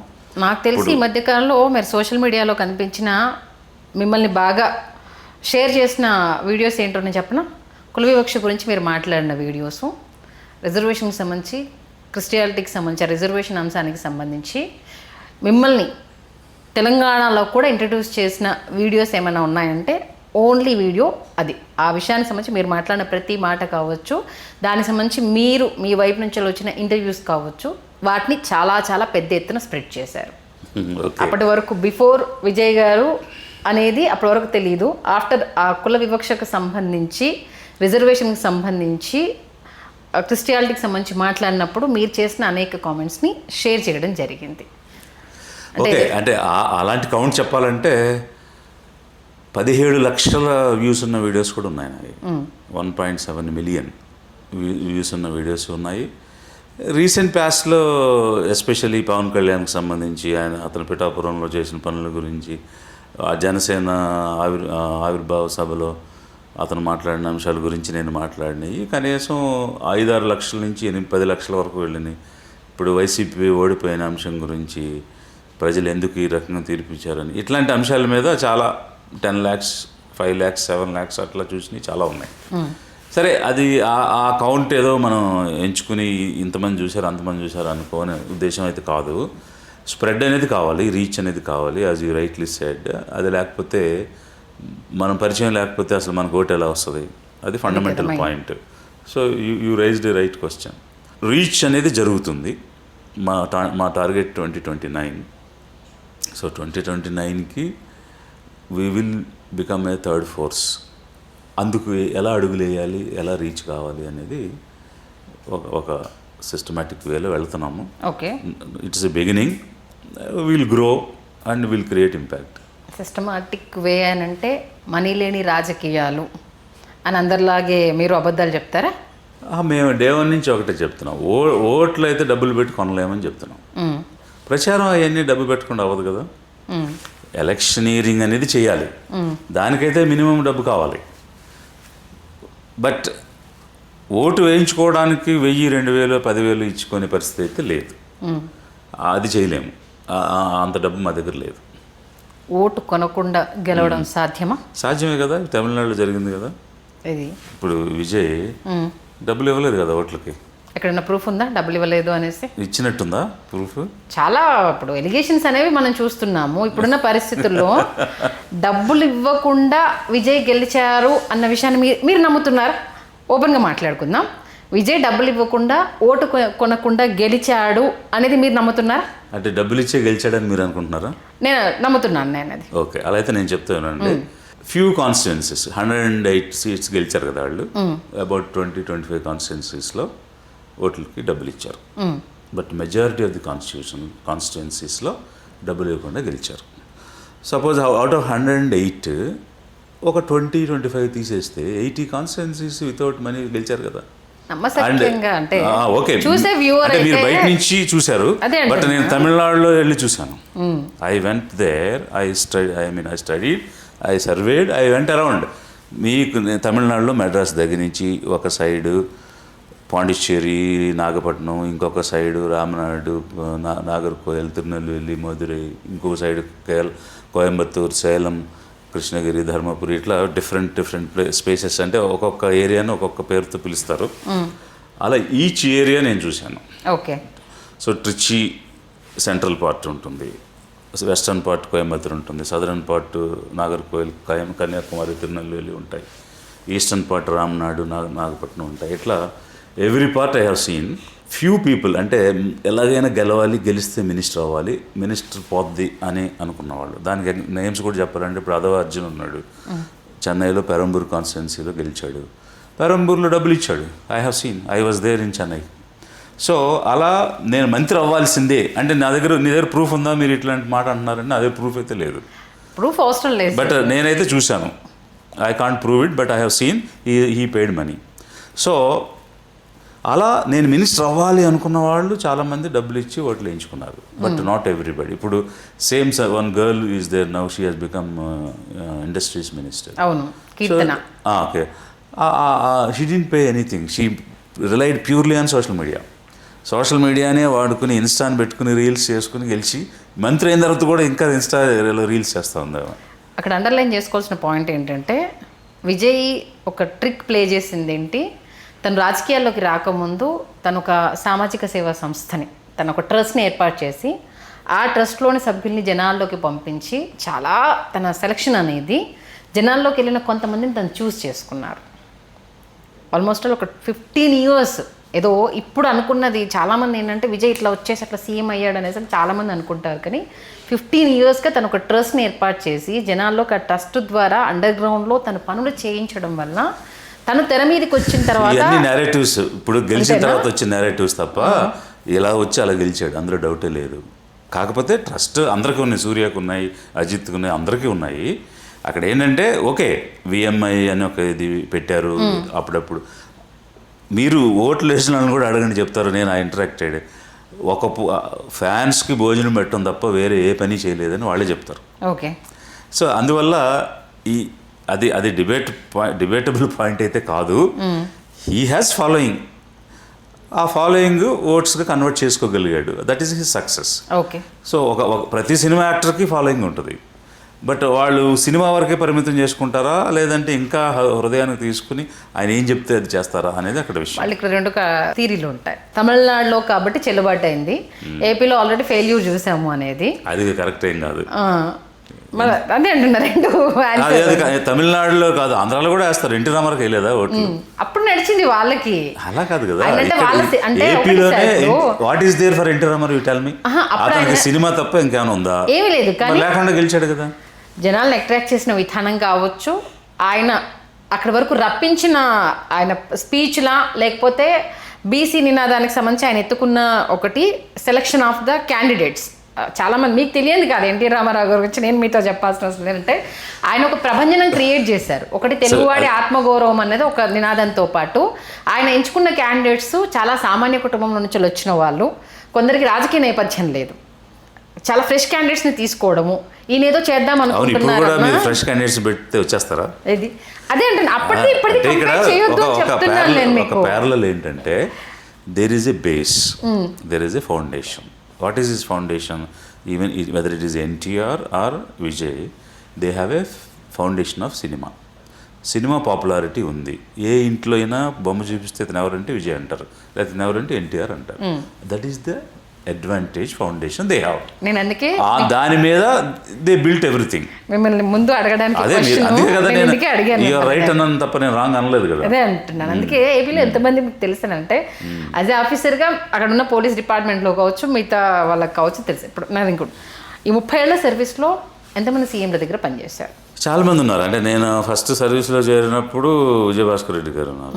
ఇంకా అక్కడి నుంచి సక్సెసివ్గా ఎన్టీ రామారావు, చంద్రబాబు నాయుడు, ఇంకా ఆ తర్వాత మధ్యలో వైఎస్ రాజశేఖర రెడ్డి గారు, రాజశేఖర్ గారు, మొత్తం ఆల్మోస్ట్ 30 years కదా, హాఫ్ డజన్ పైనే ఉన్నారు. ఓకే, దీంట్లో మీకు బాగా నచ్చిన సీఎం, ఈ సీఎం దగ్గర నేను లిబర్టీ తీసుకొని నాకు కావాల్సింది ప్రజలకు నేను ఇవ్వాలనుకుంది చేశాను అన్న వ్యక్తి ఎవరు? అలా ఏం లేదు. నేను లిబర్టీ తీసుకుని మంచిది అని అనుకున్నది చెప్పడానికి నేను ఎక్కడ వెనకాడలేదు. Okay. So I told everybody. Kiran Kumar Reddy గారికి చెప్పాను, చంద్రబాబు గారికి చెప్పాను, జగన్ గారికి చెప్పాను, రోషే గారికి చెప్పాను. ఎవరు దగ్గర అయినా సరే ఇది నిజం లేకపోతే ఇది మంచిది అని అనుకున్నది ఎలాంటి వెనుకబడతనం లేకుండా, అదురు బెదురు లేకుండా నేను చెప్పేశాను. ఇక వాళ్ళు రిసీవ్ చేసుకుని చేశారా లేదా అనేది ఇక అది వాళ్ళ విజ్ఞతకు వదిలేయాలి. చాలా వరకు చేశారు. ఓకే. నేను ఇచ్చిన సలహాలు అంటే ఇప్పుడు ఫర్ ఎగ్జాంపుల్ చంద్రబాబు నాయుడు గారు ఉన్నారు, ఆయన ఏదో 10,000 ఒక్కొక్క కుటుంబానికి ఆదాయం వచ్చే విధంగా మేము చేస్తామా ఇదని చాలా స్పీచ్లు ఇచ్చాడు. సరే, ఇప్పుడు ఆయన చెప్పింది నిజమే అనుకుని ఏం చేస్తే 10,000 మిగులుద్ది వీళ్ళకి అని ఆలోచించి నేను ఒక 20 lakhs 25 lakhs తోటి ఏదైనా ఒక బిజినెస్ మోడల్ కానీ ల్యాండ్ కానీ ఇట్లాంటివి ఇస్తే దాని మీద కనీసం నెలకు 10,000 ఆదాయం వస్తుందని ఆలోచించి కొన్ని ప్రోగ్రామ్స్ తయారు చేశాను. అందులో ఒకటి 25 lakhs తోటి మనం 2 పంటలు పండే భూమి ఎకరం నుంచి 1 పంట పండేదైతే 2 ఎకరాలు కొనిద్దాం అనేది ఒకటి ఇచ్చాను. ఇన్నోవా లాంటి వెహికల్స్ కొనిద్దాము, వాళ్ళ నెలకు 60,000 అద్దె వస్తుంది, అందులో అన్ని ఖర్చులు పోయినా 20,000 మిగులుతాయని ఇట్లాంటివి కొని పెట్టాను. సో చెప్తే 25,000 ఇచ్చి నువ్వు ఒక ఇన్నోవా కొనిస్తావా? అదే ఒక్కొక్కరికి ₹1,00,000 ఇస్తే 2 బర్రెలు కొనుక్కుంటే మనం 25 మందిని కవర్ చేయొచ్చు కదా అన్నాడు. ఓకే. అప్పుడు నేనేమన్నానంటే 25 మందిని కవర్ చేయొచ్చు, మీ ఆలోచన కరెక్టే, కానీ నెలకు 10,000 మీకు ఆదాయం వచ్చే విధంగా చేస్తానని మీరు స్టేట్మెంట్ ఇచ్చారు కదా, అదైతే జరగదు సార్ అని చెప్పి. బర్రెలు కొనిస్తే 6 నెలలు పాలు ఇస్తే తర్వాత ఏం చేస్తాం? ప్లస్ ఆ పాలు ఏమి నెలకు 10,000 ఆదాయం వచ్చేవి. మీరు 10,000 ఆదాయం వచ్చే విధంగా చేస్తానని మీరు మాట ఇచ్చారు కదా, మీరు ఇచ్చిన మాట నిలబెట్టుకోవాలంటే 20 లక్షలు ఇన్వెస్ట్ చేయాలి కనీసం, లేకపోతే అది కాదన్నా. ఆలోచనలు పడ్డాడు, ఏం చేయాలో అర్థం కాలేదు. అలా ఒక 2-3 మీటింగ్స్ అయినాక 3వ మీటింగ్లో ఒప్పుకున్నాడు. ఒప్పుకుంటే ఇన్నోవా అనే స్కీమ్ తెచ్చాను నేను. సో తెచ్చి ఒక డిపార్ట్మెంట్ ఇంట్రడ్యూస్ చేశాను, సోషల్ వెల్ఫేర్, ఆ తర్వాత ట్రైబల్ వెల్ఫేర్, తర్వాత బీసీ వెల్ఫేర్, తర్వాత బ్రాహ్మిన్ కార్పొరేషన్, అలా everybody copied it. Okay. So it has become a success. వాళ్ళు అప్పుడు 19లో ఓడిపోయారు, కానీ 24లో దీన్ని అదే పనిగా ప్రొజెక్ట్ చేసుకున్నారు. ఇలా మేము వెల్ఫేర్ స్కీమ్స్ ఇచ్చాం, ఇన్నోవాలు ఇచ్చాం, ఇంత ఆదాయం ఇచ్చాం అని వాళ్ళు బాగా వాడుకున్నారు ఆ స్కీమ్. ఆ రోజు అపోజ్ చేశాడు ఆయన, ఏదో బ్రతిమలాడగా అడగగా ఒప్పుకున్నారు. But later on they used it as their own scheme. Of course వాళ్ళ స్కీమే, ఎందుకంటే ఎవరు అధికారంలో ఉంటే వాళ్ళదే. అది ఉచిత పథకాలకు సంబంధించి ఇచ్చిన హామీ. అది ఉచితం కాదు, అది తిరిగి కట్టాలి, వాళ్ళు లోన్ ఇన్స్టాల్మెంట్ కట్టాలి. మనం ఓన్లీ లోన్గా ఇస్తాం అంతే, ఇట్ ఈస్ నాట్ ఉచితం. ఓకే. సో అట్లా every CM I told. Coming to AP politics, దేని మీద నడుస్తున్నాయని మీ ఉద్దేశం? మీరంటే యాజ్ ఎ లీడర్గా చెప్తారా, లేకపోతే ఒక కామన్ మ్యాన్గా చెప్తారా, లేకపోతే ఒక అధికారిగా చెప్తారా? నాకు ఓపెన్ ఆన్సర్ రావాలి. ఏపీ రాజకీయాలు దేని మీద నడుస్తున్నాయి అంటే now I have become a political leader, so I will talk politics only. ఇప్పుడు ప్రజెంట్ గవర్నమెంట్ గుంపు గవర్నమెంట్ నడుస్తుంది, 3 పార్టీలు. మనీయా అలా అంటారా? ఎస్. పాలన పరంగా ప్రైమర్లీ కాస్ట్ తర్వాత మనీ, ఈ రెండింటి మీదే ఎవ్రీథింగ్ ఈజ్ హ్యాపెనింగ్. ఈ గవర్నెన్స్ ఇవన్నీ కూడా సెకండరీ. రెండిట్లో దేనికి ఎక్కువ ఇంపార్టెన్స్ ఇస్తారు, మనీయా కాస్టా? 2 they are going equally.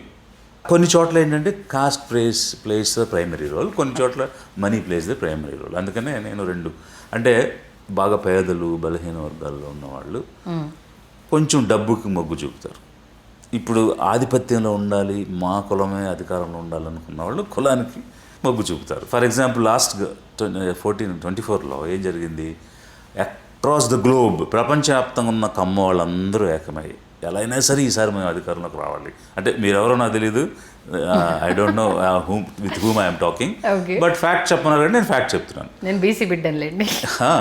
So across the globe అంటే నేను వాళ్ళు నన్ను ఇంటర్వ్యూ చేసినప్పుడు కూడా వాళ్ళకు కూడా అదే చెప్పాను. ఏకమై ఇప్పుడు 5 లక్షల మంది బయట నుంచి వచ్చి ఆ రోజు ఓటేశారంటే ఎంత కసితో ఉన్నారు వాళ్ళు. ఓకే, మేము అధికారంలోకి ఎట్లయినా సరే రావాల్సిందే, పోగొట్టుకున్న దాన్ని తిరిగి తెచ్చుకోవాల్సిందే అని ప్రపంచవ్యాప్తంగా ఉన్న వాళ్ళందరూ కమ్మస్ అంతా KGF కమ్మ గ్లోబల్ ఫెడరేషన్ అని పెట్టి ఓపెన్గా మేము అధికారంలో రావాలి ఏపీలో అని చెప్తూ, అలాగే కర్ణాటకలో తమిళనాడులో కూడా మేము సబ్స్టాన్షియల్గా ఉన్నాం, అక్కడ మాకు కనీసం డిప్యూటీ చీఫ్ మినిస్టర్ పోస్ట్ కావాలని వాళ్ళే చెప్తున్నారు. నేను బయట వ్యక్తిగా చెప్పాల్సింది కాదు. So when they have such zeal of community, that plays primary role in the upper communities. Lower community అంటే పూర్ పీపుల్ దగ్గరికి వచ్చేవాడికి money makes more difference. Why? Because అది వాళ్ళని తప్పు పట్టడానికి లేదు, పేదరికం అలా చేస్తుంది. ఏదో చిన్న అవసరం తీరుతుంది, చిన్న అవకాశం దొరుకుతుంది, రెక్కాడితే కానీ డొక్కాడదు, కష్టపడితే కానీ మనకు పైసలు రావు. కాబట్టి వచ్చింది తీసుకోవాలి అనే ఆలోచనలో as long as you're poor, పేదరికంలో ఉన్నంత వరకు అలాగే ఆలోచిస్తాం. Okay, ya. ఆల్మోస్ట్ చాలామంది సీఎం పరిపాలన చూశారు మీరు చూసిన దాంట్లో ఈ సీఎం నాకు బెస్ట్ అనిపించిన వాళ్ళు ఎవరు? నాకు ఎవరు బెస్ట్ అనిపించలేదు. ఏదో బెస్ట్ అనేది సూపర్లేటివ్ అండి. Okay, so there is good, there is better, there is best. ఇప్పుడు ఫర్ ఎగ్జాంపుల్ 12 years వీళ్ళు రూల్ చేశారు బీజేపీ, అది మన సెంటర్లో. Few good things are there, but many bad things are there, more ugly things are there. So అందువల్ల you can't say best, who is good, who is better అన్నప్పుడు ఒక comparative డిగ్రీలో చెప్పగలుగుతాం. ఇప్పుడు ఎవరి స్థాయిలో వాళ్ళు మంచి చేయాలనే వచ్చామని చెప్తారు, చేయడానికి కొంత ప్రయత్నం కూడా చేస్తారు. ఆ విధంగా చేసిన వాళ్ళలో ప్రతి ఒక్కరిలోనూ ఏదో ఒక చిన్న మంచి అనేది ఉంటుంది. ఓకే, దాంతోపాటు అగ్లీ థింగ్స్ కూడా ఉన్నాయి. మామూలుగా ప్రతి పాలిటిక్స్ ఇప్పుడు చూసుకుంటే జనాలు మారాలని జనాల మీద నిందలేసే వాళ్ళు ఉన్నారు తప్పితే రాజకీయాలను మార్చాలి అనుకునే వాళ్ళు ఎవరూ లేరు. మరి ఈ అంశానికి సంబంధించి మీరు ఎటువైపు అడుగులు వేద్దాం? ఎగ్జాక్ట్గా ఇప్పుడు నా ఆన్సర్ అదే. నేను మొదట మాట్లాడినప్పుడే చెప్పాను, రాజకీయాలు మార్చాలనే, రాజకీయాలలో ఒక కొత్త భాష్యం తేవాలనే, కొత్త నిర్వచనం ఇవ్వాలనే మేము పార్టీ పెట్టి వచ్చాము. జనాలు మారాలి అనుకునేది అవివేకం. ఎందుకంటే జనం ఎప్పుడు కూడా వైజ్గానే ఉంటారు, వాళ్ళ ఆలోచనలు కూడా సరిగానే ఉంటాయి. పరిస్థితులను బట్టి వాళ్ళు నిర్ణయం తీసుకుంటారు. అలాంటి పరిస్థితిలో ముందు అవగాహన కల్పించగలిగితే, అంటే మనకు కొంచెం ఇల్లిటరసీ ఉంది కాబట్టి అవగాహన కల్పించాల్సిన బాధ్యత కూడా మన మీదే ఉంటుంది. బట్ ఈరోజు రాజకీయ నాయకులు చేసిన పొరపాట్ల వల్లే, వాళ్ళ స్వార్థపూరిత వ్యవహారాల వల్లే డబ్బుకి ఓట్లు వేయడం అనే పరిస్థితి కలిగింది. ఇప్పుడు 1952లో ఫస్ట్ ఎలక్షన్ జరిగింది, 1985లో తెలుగుదేశం వచ్చింది. అప్పుడేమో డబ్బులు ఇవ్వలేదు కదా, ఇవ్వకపోయినా ఓట్లు వేశారు కదా. వీళ్ళ అవసరం కోసం, వీళ్ళు ఇక్కడ 1000 రూపాయలు ఇచ్చి 1000 కోట్లు సంపాదించుకుందాం అనే ఆలోచన కోసం అధికారం మనం కైవసం చేసుకోవాలని ఇలా మేపారు, అలవాటు చేశారు. సో అలవాటు చేసినప్పుడు సరే వీడు నాకు 1000 ఇచ్చి వాడు 1000 కోట్లు కొట్టేస్తున్నాడు, ఇప్పుడు వీడి దగ్గర తీసుకుంటే తప్పేంటి అని జనం కూడా అనుకుంటున్నారు. సో ఇలాంటి కల్చర్ డెవలప్ అయింది. అందువల్ల మనం ఎప్పుడు కూడా పీపుల్ని తప్పుపట్టడానికి లేదు. It is purely the politics who are playing, they are committing mistakes. రాజకీయ నాయకులే చేసే తప్పు. ఓకే, అంటే ఏ రకంగా దీన్ని తీసుకెళ్ళాలనుకుంటున్నాను? ఎందుకంటే 175 నియోజకవర్గాలు, ఇప్పుడు ఆల్మోస్ట్ 2 years గవర్నమెంట్ ఫామ్ అయిపోయింది, ఇంకా 3 years ఉంది. అంటే ఒక పార్టీని జనాల్లోకి తీసుకెళ్ళడం, గెలవడం అనేది విజయ్ వల్ల ఒక సక్సెస్ అనేది అక్కడ కనిపించింది. 18 నెలల్లోనే ఆయన రావడము అనేది. అంతకుముందు మన ఎన్టీఆర్ గారు అంత తక్కువ టైంలో వచ్చి పార్టీని జనాల్లోకి తీసుకెళ్ళడం అనేది చూసాం. బట్ ఇప్పుడున్న పరిస్థితుల్లో ఈ 3 years టైం అనేది కొత్త పార్టీకి సరిపోతుందా? డెఫినెట్గా సరిపోద్ది. యాక్చువల్గా 3 years అనేది very reasonably sufficient period, there is no doubt about it. Even 2 years కూడా చేయొచ్చు. బట్ ఈ 3 సంవత్సరాల్లో డెఫినెట్గా will be able to take the party to the grass root level and will build across the state. Okay, ఇప్పుడు 170 నియోజకవర్గాలకు సంబంధించి yes ground లెవెల్లోకి యాక్చువల్గా మొన్న మేము గ్రాస్ రూట్లో ఉండే వాళ్ళని పైలట్స్ అన్నాము, ఓకే, కాన్స్టిట్యున్సీలో లీడ్ చేసే వాళ్ళని కెప్టెన్స్ అన్నాం, డిస్ట్రిక్ట్ లెవెల్లో వాళ్ళని కమాండర్స్ అని మా టెర్మినాలజీ. ఓకే. సో ఇప్పుడు మీరు కెప్టెన్స్గా కమాండర్స్గా కాన్స్టిట్యున్సీ లెవెల్లో డిస్ట్రిక్ట్ లెవెల్లో పనిచేసే ఇంట్రెస్ట్ ఉంటే, because our focus is youth, మేము కంప్లీట్గా యూత్ మీద డిపెండ్ అయ్యి యూత్ని లీడర్షిప్లోకి తీసుకురావాలనేది మా వన్ ఆఫ్ ది ఎజెండా. అంటే పాత వాళ్ళను పొలిటికల్ వాసన ఉన్న వాళ్ళని ఎవరిని తీసుకోవద్దనా? అది కాదు, అంటే మేజర్ షేర్, లయన్ షేర్ యూత్కి ఇవ్వాలనేది మా ఆలోచన. అందులో భాగంగా ఒక యువ నాయకత్వాన్ని మేము పెంపొందిస్తున్నాము. వాళ్ళకి లీడర్షిప్ ట్రైనింగ్స్ కూడా ఇస్తాము. కొత్తగా పొలిటికల్గా ఇంట్రెస్ట్ ఉండి రావాలనుకునే యూత్ ముందుకు రండి అని ఒక చిన్న మెసేజ్ ఇచ్చాను నేను. అంటే అది మా విజయ్ కాల్స్ అనే యూట్యూబ్ ఛానల్లో నేను మాట్లాడేవన్నీ వస్తుంటాయి. ఆ విజయ్ కాల్స్లో మా వాళ్ళు ఒక మెసేజ్ పెట్టారు, I got 250 applications 250 to work at the constituency and district level. Okay. So వాళ్ళకి ఇప్పుడు మేము ఇంటర్వ్యూస్ చేస్తున్నారు మా టీమ్. దీనికి ఇంటర్వ్యూస్? యా, బికాస్ వాళ్ళ నేచర్ ఏంటి, వాళ్ళ ఆలోచన ఏంటి, నిజంగా వీళ్ళు ఈ ఉద్దేశంతో వచ్చారా, ఏదో ఇస్తారో లేకపోతే ఏదో జరుగుతుందని వచ్చారో తెలుసుకోవాలి కదా. వాళ్ళ బ్యాక్గ్రౌండ్, వాళ్ళ ఎబిలిటీస్, వాళ్ళ ఇంట్రెస్ట్ అది. సో ఒక బ్యాచ్కి చేశారు ఒక 50 మందికి. They found 30 very hard core people, అంతా యూతే, జెన్జీ. సో ఇంకో 2-3 బ్యాచ్లోనే అవి 50 రోజుల్లో చేస్తారు. చేశాక మేము వీళ్ళు organise some training programmes. Suppose ఇప్పుడు ఈ 250లో మాకు 60-70 దొరికారనుకోండి మంచిగా, ఆ 60-70 కాన్స్టిట్యున్సీ వీళ్ళు చేస్తుంటారు. వీళ్ళు చేస్తున్న క్రమంలో మిగిలినవి కూడా మేము ఎక్స్పాండ్ చేసుకుంటూ వెళ్తాం. ఓకే. ఈ నేపథ్యంలో పొలిటికల్ పార్టీ నుంచి వచ్చిన వాళ్ళకు లిబరేషన్ కాంగ్రెస్ పార్టీలో ఆహ్వానం ఉండదా? ఉంటుంది, డెఫినెట్గా ఉంటుంది. ఇప్పుడు పాలిటిక్స్లో ఎక్స్పోజర్ ఉన్న వాళ్ళు ఇంకొంచెం బెటర్ కదా. బట్ అంటే సెల్ఫిష్ ఇంట్రెస్ట్తో ఈ పార్టీ కాదు ఆ పార్టీ ఇది అలా మార్చే వాళ్ళైతే మనకి ప్రయోజనం లేదు. ఏదైనా కొంచెం సిద్ధాంతం మీద నిలబడి పనిచేసే వాళ్ళైతే కావాలి. ఎందుకంటే ఇప్పుడున్న పరిస్థితులు ఉచిత పథకాలు మరి ఈ దారుణంగా ఏంటంటే గవర్నమెంట్ స్కూల్స్కి తమ పిల్లల్ని జాయిన్ చేయాలనంటే తిరిగి మనం 15,000 కడితే కానీ గవర్నమెంట్ స్కూల్లోకి పిల్లల్ని తీసుకెళ్ళలేని పరిస్థితిలో ప్రస్తుతం మన రాష్ట్రాలు ఉన్నాయి. ఈ నేపథ్యంలో అలాంటి మైండ్ సెట్ నుంచి ప్యూర్ పాలిటిక్స్ అనేది సాధ్యమేనా అసలు? చాలామంది అంటే మాకు ఇంటర్వ్యూస్కి వచ్చిన వాళ్ళు, అంటే మా కమిటీ మెంబర్స్ చెప్తున్నారు, వాళ్ళకి ఎలాంటి ఆపర్చునిటీ లేక ఉన్న పార్టీల్లో ఉండి చేయాల్సిన పరిస్థితి వచ్చింది. బట్ మా సిద్ధాంతం ఇది, మా ఆలోచన ఇది, మాకు ప్లాట్ఫామ్ లేదు. ఈరోజు ఒకటి కనిపించింది. సో ఇంతవరకు మేమేం ఆలోచించాము, అలా స్వచ్ఛందంగా స్వతంత్రంగా పనిచేసే అవకాశం ఇక్కడ కనపడిస్తుంది. కాబట్టి వెంటనే మేము వదిలేసి వచ్చేయడానికి సిద్ధంగా ఉన్నాము అని ఒక బ్యాచ్, ఒక సెక్షన్ ఆఫ్ పీపుల్ ఉన్నారు. ఏదో ఒకటి పార్టీలో ఉండి ఏదో ఒక అవకాశం మనం పొందుతూ మనం ఎదగొచ్చు అని ఆలోచించేవాళ్ళు కొంతమంది ఉన్నారు. అలాంటి వాళ్ళతో మాకు పెద్ద ఉపయోగం ఉండదు. ఎందువల్ల ఉండదంటే ఇది ఐడియాలజీ బేస్డ్ పార్టీ. ఏదో సింపుల్గా డబ్బు పెట్టేసి అధికారంలోకి వచ్చేసి స్వార్థంగా దాన్ని వాడుకుందాం అని ఆలోచించే పార్టీ కాదు. అంటే అధికారాన్ని స్వార్థం కోసం వాడుకోవాలనే పార్టీ కాదు. అలా వాడుకోవాలనుకుంటే I could have joined some other party. ఖచ్చితంగా నేను యాక్సెప్ట్ చేస్తాను. మీరు అన్నది చేసి మీకున్న పరిచయాలకైతే ఈజీ వే, ఐదర్ వే, ఈ సైడ్ ఆ సైడ్ కూడా దొరుకుతుంది అడ్మిషన్. ఈ పార్టీకి గెలిచి ఉండేవాళ్ళమేమో, ఏదో ఒక పొజిషన్లో ఉండేవాళ్ళు. ఖచ్చితంగా. బట్ అది నా వ్యక్తిగతంగా నాకు, నా కుటుంబానికి ప్రయోజనం. బట్ జనానికి, జాతికి ఏం ప్రయోజనం ఉంది దానిలో? నేను ఆలోచించింది జాతి ప్రయోజనాలు. అందుకోసమే. ఏ రకంగా జాతి ప్రయోజనం అంటే ఒక వర్గం వారికన్నా కంప్లీట్ జాతి మీన్స్ ఇండియన్స్. అది మళ్ళీ అది వచ్చేసరికి ఇంకొక రకం అయిపోతుంది. ఇప్పుడు ఒక ప్రాజెక్ట్ కట్టారు, బాక్రానంగల్ ప్రాజెక్ట్ నిర్మించాము, ఈ రోజు జాతికి అంకితం ఇస్తున్నాం అంటారు. అంటే దాని అర్థం ఏంటి? దేశంలో ఉన్న మనుషులకని. సో కాకపోతే ఈ రోజు జాతి అనేది ఇంకొక అర్థంలోకి వెళ్ళిపోయింది. బట్ మై మీనింగ్ ఆఫ్ జాతి is the people of right, ప్రజల కోసం.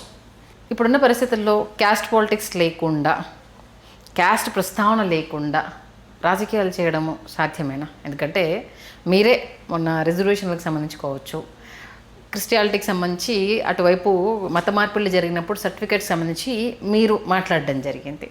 ఆ ప్రస్తావన లేకుండా మాట్లాడడం, రాజకీయం చేయడం సాధ్యమేనా అసలు? ప్రస్తావన లేకుండా రాజకీయం ఎందుకు చేయాలి? I'm asking counter question to you. Why? Because the very constitution recognises cost.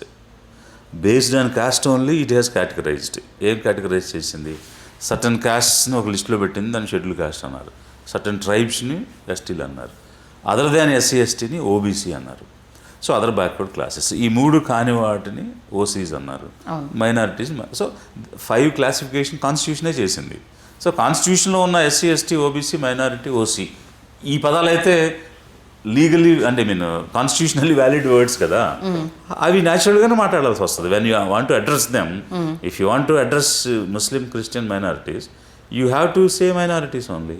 Okay. So అందువల్ల అది లేకుండా ఎందుకు మాట్లాడాలి అనేది ఒక పాయింట్.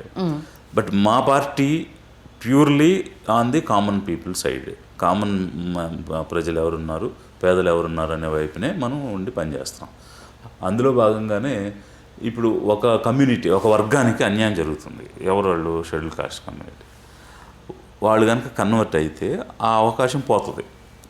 ఇది మిగిలినటువంటి వారు ఎవరికి సంబంధం లేదు, ఎవరికి ఎఫెక్ట్ అయ్యే అంశం కాదు. అవును. ఇప్పుడు ఓబీసీకి ఎఫెక్ట్ కాదు, ఓసీకి ఎఫెక్ట్ కాదు, అదర్స్కి ఎవరికి ఎఫెక్ట్ కాదు. విత్ ఇన్ ది కమ్యూనిటీలో ఉన్నదాన్ని డిస్క్రిమినేటరీగా పాలన ఉన్న వాళ్ళు చేస్తున్నారు, మీ ఆలోచన తప్పు, మీరు మార్చుకోండి అని ఆ పేదల వైపున నేను మాట్లాడటం జరిగింది. అంటే ఇక్కడ మీరన్న పాయింట్ ఆఫ్ వ్యూలో అయితే ఒక రకము, కాకపోతే ఇక్కడ కమ్యూనిటీ బేస్ మీద Hindu versus Christian, Hindu versus Muslim convert చేస్తున్నారు, హిందువుల సంఖ్యను తగ్గిస్తున్నారన్న ఇంకో పాయింట్ని రేస్ చేస్తున్నారు కదా. ఓకే. కన్వర్ట్ చేయడం అనేది ఇంతవరకు మాకు ఇష్టం లేకుండా ఫోర్స్ఫుల్గా కన్వర్ట్ చేశారు అని ఎన్ని కేసుల్లో ఎన్ని కన్విక్షన్స్ వచ్చాయి. ఇవన్నీ ఏంటంటే ఒక నేరేటివ్స్ డెవలప్ చేసి ఎవరి ఇంట్రెస్ట్లు వాళ్ళు కాపాడుకోవడానికి మాట్లాడే అంశాలే. ఇష్టం లేకుండా బలవంతంగా ఎలా చేయగలుగుతాము? ఎందువల్ల అంటానంటే నేను అది రాజ్యాంగం వ్యక్తిగతంగా ఇచ్చిన హక్కు. So I want to be Hindu, nobody can change it, I can continue to be Hindu.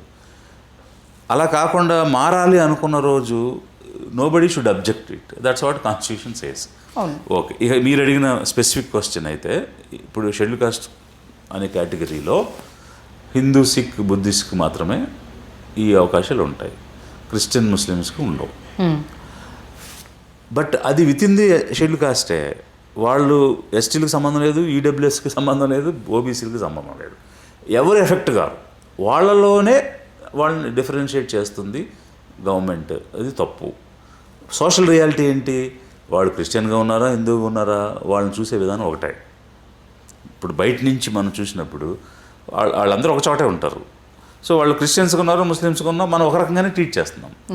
So when you're treating the same and they are also facing the same treatment, why there is a discrimination basing on their religion of practice? Okay. ఇది అక్కడ arise అయిన question. ఇది తప్పు. Social reality ఒక రకంగా ఉంటే లా ఇంకో రకంగా ఉంది, మార్చండి అని చెప్తున్నాం. వాళ్ళ తరపున మాట్లాడాం. ఓకే. ఇప్పుడు నెక్స్ట్ కూటమి గవర్నమెంట్ మీద డిఫర్ అయిపోతే వచ్చేది జగన్మోహన్ రెడ్డి. జగన్మోహన్ రెడ్డి వైపు ప్రజలు చూస్తున్నారంటూ వైఎస్ఆర్సీపీ చెప్తుంది. దీని గురించి ఏమంటారు? ఏ రాజకీయ పార్టీ అయినా మేమే వస్తాం, మేమే గెలుచుకుంటామని చెప్తారు, అందులో డౌట్ లేదు. బట్ మేము ప్రజల్లోకి వెళ్ళి చూస్తున్న సందర్భంగా నేను ఈరోజు ఏం చెప్తున్నానంటే, వైఎస్ఆర్సీపీ గెలిచే పరిస్థితి అయితే అక్కడేం కనిపించడం లేదు. ఇక నెంబర్ 2, ఈరోజు ఈ గుంపు ప్రభుత్వం ఓడిపోద్దా అంటే అది కూడా అంత స్పష్టంగా అయితే ఏమీ లేదు. వ్యతిరేకత అయితే ఉంది, బట్ అది ఎట్టుపోద్ది అనేది ఇప్పుడైతే స్పష్టత లేదు. మా అబ్జర్వేషన్ అంటే మీరు చూసిన వ్యతిరేకత ఏంటి? చాలా రకాలుగా ఉంది. అంటే వీళ్ళు హామీలు ప్రాపర్గా నెరవేర్చలేదు. వీళ్ళు ఏదో ఒక టిక్ పెట్టుకోవడానికి ఒకటి ఇచ్చేసి, ఇప్పుడు 100,000 మందికి ఇవ్వాలండి, ఇద్దరికి ఇచ్చి టిక్ పెట్టేశారు, మిగిలిన 900 మందికి రాలేదు. అట్లాంటి టిక్స్ పెట్టారు. కొన్ని అయితే అసలు అటెంప్టే చేయలే. For example 1,500 rupees per month విమెన్కి ఇస్తామని చెప్పారు, ఇంతవరకు దాన్ని అటెంప్టే చేయలేదు. 3,000 రూపాయలు నిరుద్యోగులకి ఇస్తున్నారు, అటెంప్టే చేయలేదు. అట్లాంటివి చాలా ఉన్నాయి. సో అందువల్ల they will fail, there is no doubt about it. Already failed and finally also they will fail. So ఆ యాంటీ ఇన్కంబెన్సీ అనేది ఖచ్చితంగా నార్మల్గా అధికారంలో ఉన్న పార్టీ మీద ఉంటుంది, బట్ వీళ్ళ మీద ఎక్కువగా వస్తుంది. ఇది యాజ్ ఇట్ ఈజ్గా వైసీపీకి యాడ్ అవుద్దా అన్నదే క్వశ్చన్. ఈ రోజుకైతే లేదు. వీ హ్యావ్ ఎ స్పేస్, అదే నేను చెప్తుంది. సో 3వ ప్రత్యామ్నాయానికి అవకాశం ఉంది. డెఫినెట్గా వీల్ గ్రో, మేము ఎదుగుతాం, జనంలో నుంచి మద్దతు తెచ్చుకుంటాం. సిద్ధాంతాలు ఏంటి? ఉచితాలు లేకుండా ప్యూర్లీ జనాలకు ఉపయోగపడే విధంగా ఎలా తీసుకెళ్తారు? అసలు సాధ్యమా? ఖచ్చితంగా సాధ్యమే. ఇక్కడ మనం డిఫరెన్షియేట్ చేయాల్సింది ఏంటంటే ఏది ఫ్రీగా ఇవ్వాలి, ఏది కష్టపడితే అందే విధంగా చేయాలి అనే డిఫరెన్స్ మనం చేయాలి.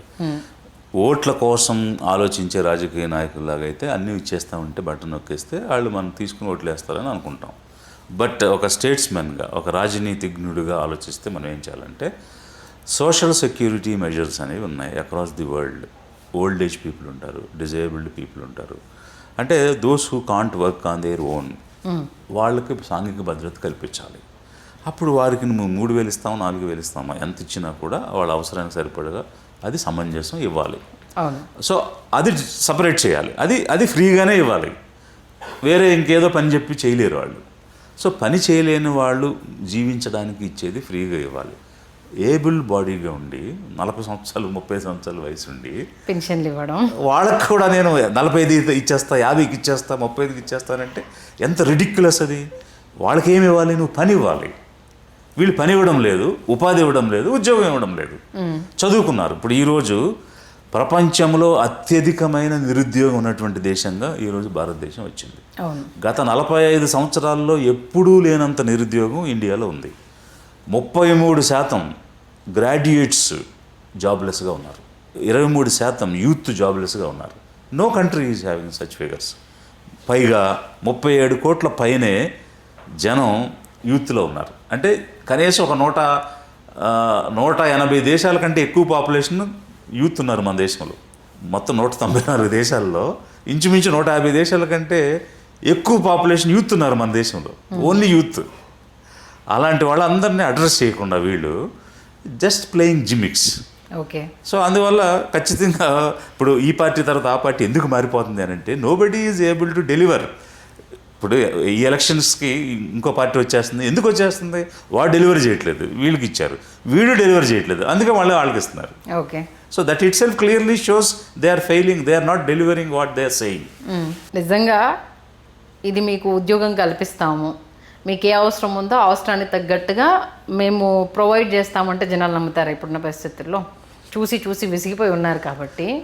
ఎస్, అంటే వీళ్ళు మాటలు చెప్తారు, చేయరు అనేది. కాబట్టి ఎక్కువ డబ్బులు ఎవరు ఇస్తే వాడికి వేసే. అందులో ఇప్పుడు ఏపీ అప్పుల్లో ఉంది. కొత్త అప్పు తీసుకొచ్చినా మళ్ళీ ప్రజల మీద భారము. అయినా తెలిసిన ప్రజలు మోసపోతూనే ఉన్నారు. మీరు ఆ ఎంప్లాయ్మెంట్ కల్పిస్తాను అన్నా కూడా నిరుద్యోగి నమ్మే సిచ్యువేషన్. కానీ ఒక కుటుంబం నెలకొచ్చే ఆ పెన్షన్ 4,500, 5,000 దాన్ని పోగొట్టుకొని మీ వైపు టర్న్ అయ్యే పరిస్థితి ఉందా? ఇప్పుడు ఏదో బాబు వస్తే జాబ్ వస్తుంది అని ఇట్లాంటి స్లోగన్స్ కాదు మేము ఇచ్చేది, లేకపోతే ఇలా జాబ్ క్యాలెండర్ ఇస్తాము, ఇట్లాంటి స్లోగన్స్ వల్ల ప్రయోజనం లేదు. నేనైతే అన్ని సెక్షన్స్ అంటే యూత్, విమెన్, ఫార్మర్స్, అలాగే పూర్ పీపుల్, మిడిల్ క్లాస్, ఈ 5 సెక్షన్స్కి చాలా డిఫరెంట్గా ప్లస్ ప్రాక్టికల్గా సాధ్యమయ్యేటువంటి మేనిఫెస్టో మేము తెస్తాం. ఎగ్జాంపుల్ ఇప్పుడు నేను చెప్పను, ఎందుకంటే మాది చాలా అద్భుతమైన మేనిఫెస్టో. మేము ప్రకటిస్తాము, ప్రకటించినప్పుడు చెప్తాను. అయితే ఇప్పుడు మీకు యూత్ గురించి ఒకటి చెప్తాను. నేను ఏ డిపార్ట్మెంట్లో ఎన్ని ఉద్యోగాలు ఖాళీగా ఉన్నాయనే డేటా నా దగ్గర నేను సేకరించి పెట్టాను.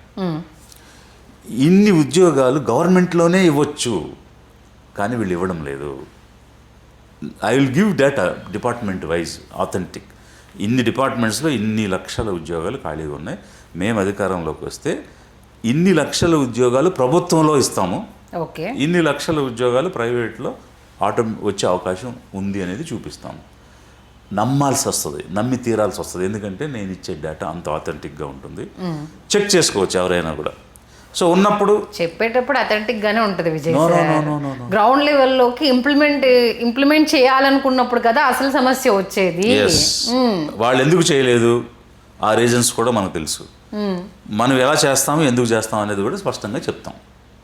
సో చెప్పిన తర్వాత అక్కడ జాబ్ ఉంది, చేయాలని చిత్తశుద్ధి ఉంది, దానికి ప్రొసీజర్ తెలుసు. ఇప్పుడు నేను అంత గట్టిగా ఎలా చెప్తున్నానంటే 135,000 ఉద్యోగాలు ఈ విలేజ్ వార్డ్ సెక్రటేరియట్స్ పెట్టినప్పుడు రిక్రూట్మెంట్ మేమే చేసాం. నేను నా కొలీగ్ మేమిద్దరం 2 నెలలు 60 రోజుల్లో చేసాం రిక్రూట్మెంట్. కంప్లీట్ ట్రాన్స్పరెంట్గా, ఒక్క రికమెండేషన్ లేకుండా, ఒక్క మనీ లేకుండా, ఒక్క ఎమ్మెల్యే ఎంపీ ఫోన్ కాల్ లేకుండా ఎగ్జామినేషన్ ట్రాన్స్పరెంట్గా కండక్ట్ చేసి వాల్యూ చేసి రిజల్ట్ ఇచ్చి వాళ్ళకి జాబ్ ఇచ్చాం. It is a recorded evidence, living example. Okay. 1,30,000 నేను రిక్రూట్ చేశా కదా 2 నెలల్లో. Nowhere in the country. UPSC చేయలేదు, ఏపీఎస్సీ చేయలేదు. యూపీఎస్సీ చేసే సైకిల్ కూడా 12 months తీసుకుంటుంది.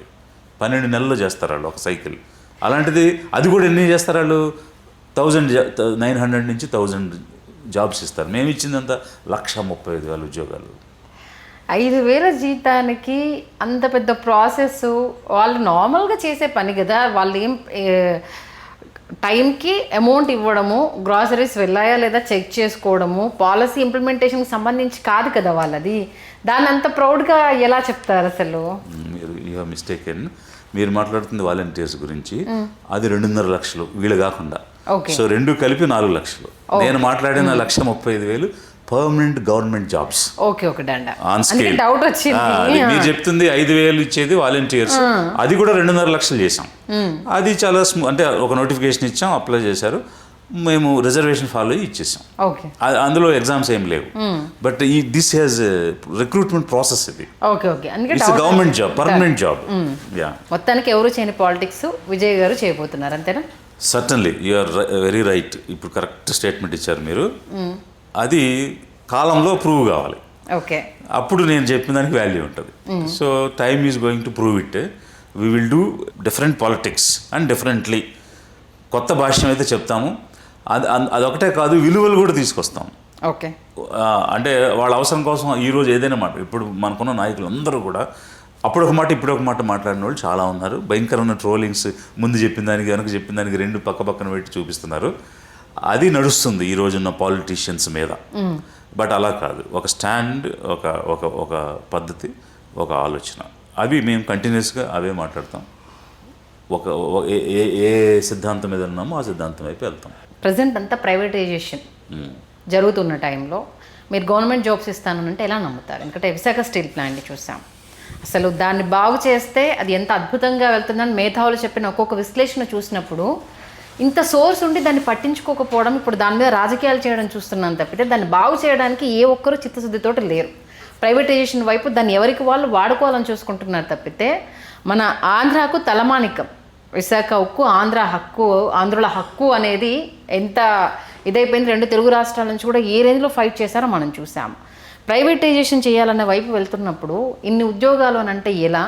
విశాఖ స్టీల్ ప్లాంట్ దుదంతం జరుగుతుంది కాబట్టి దీని గురించి ఏమంటారు?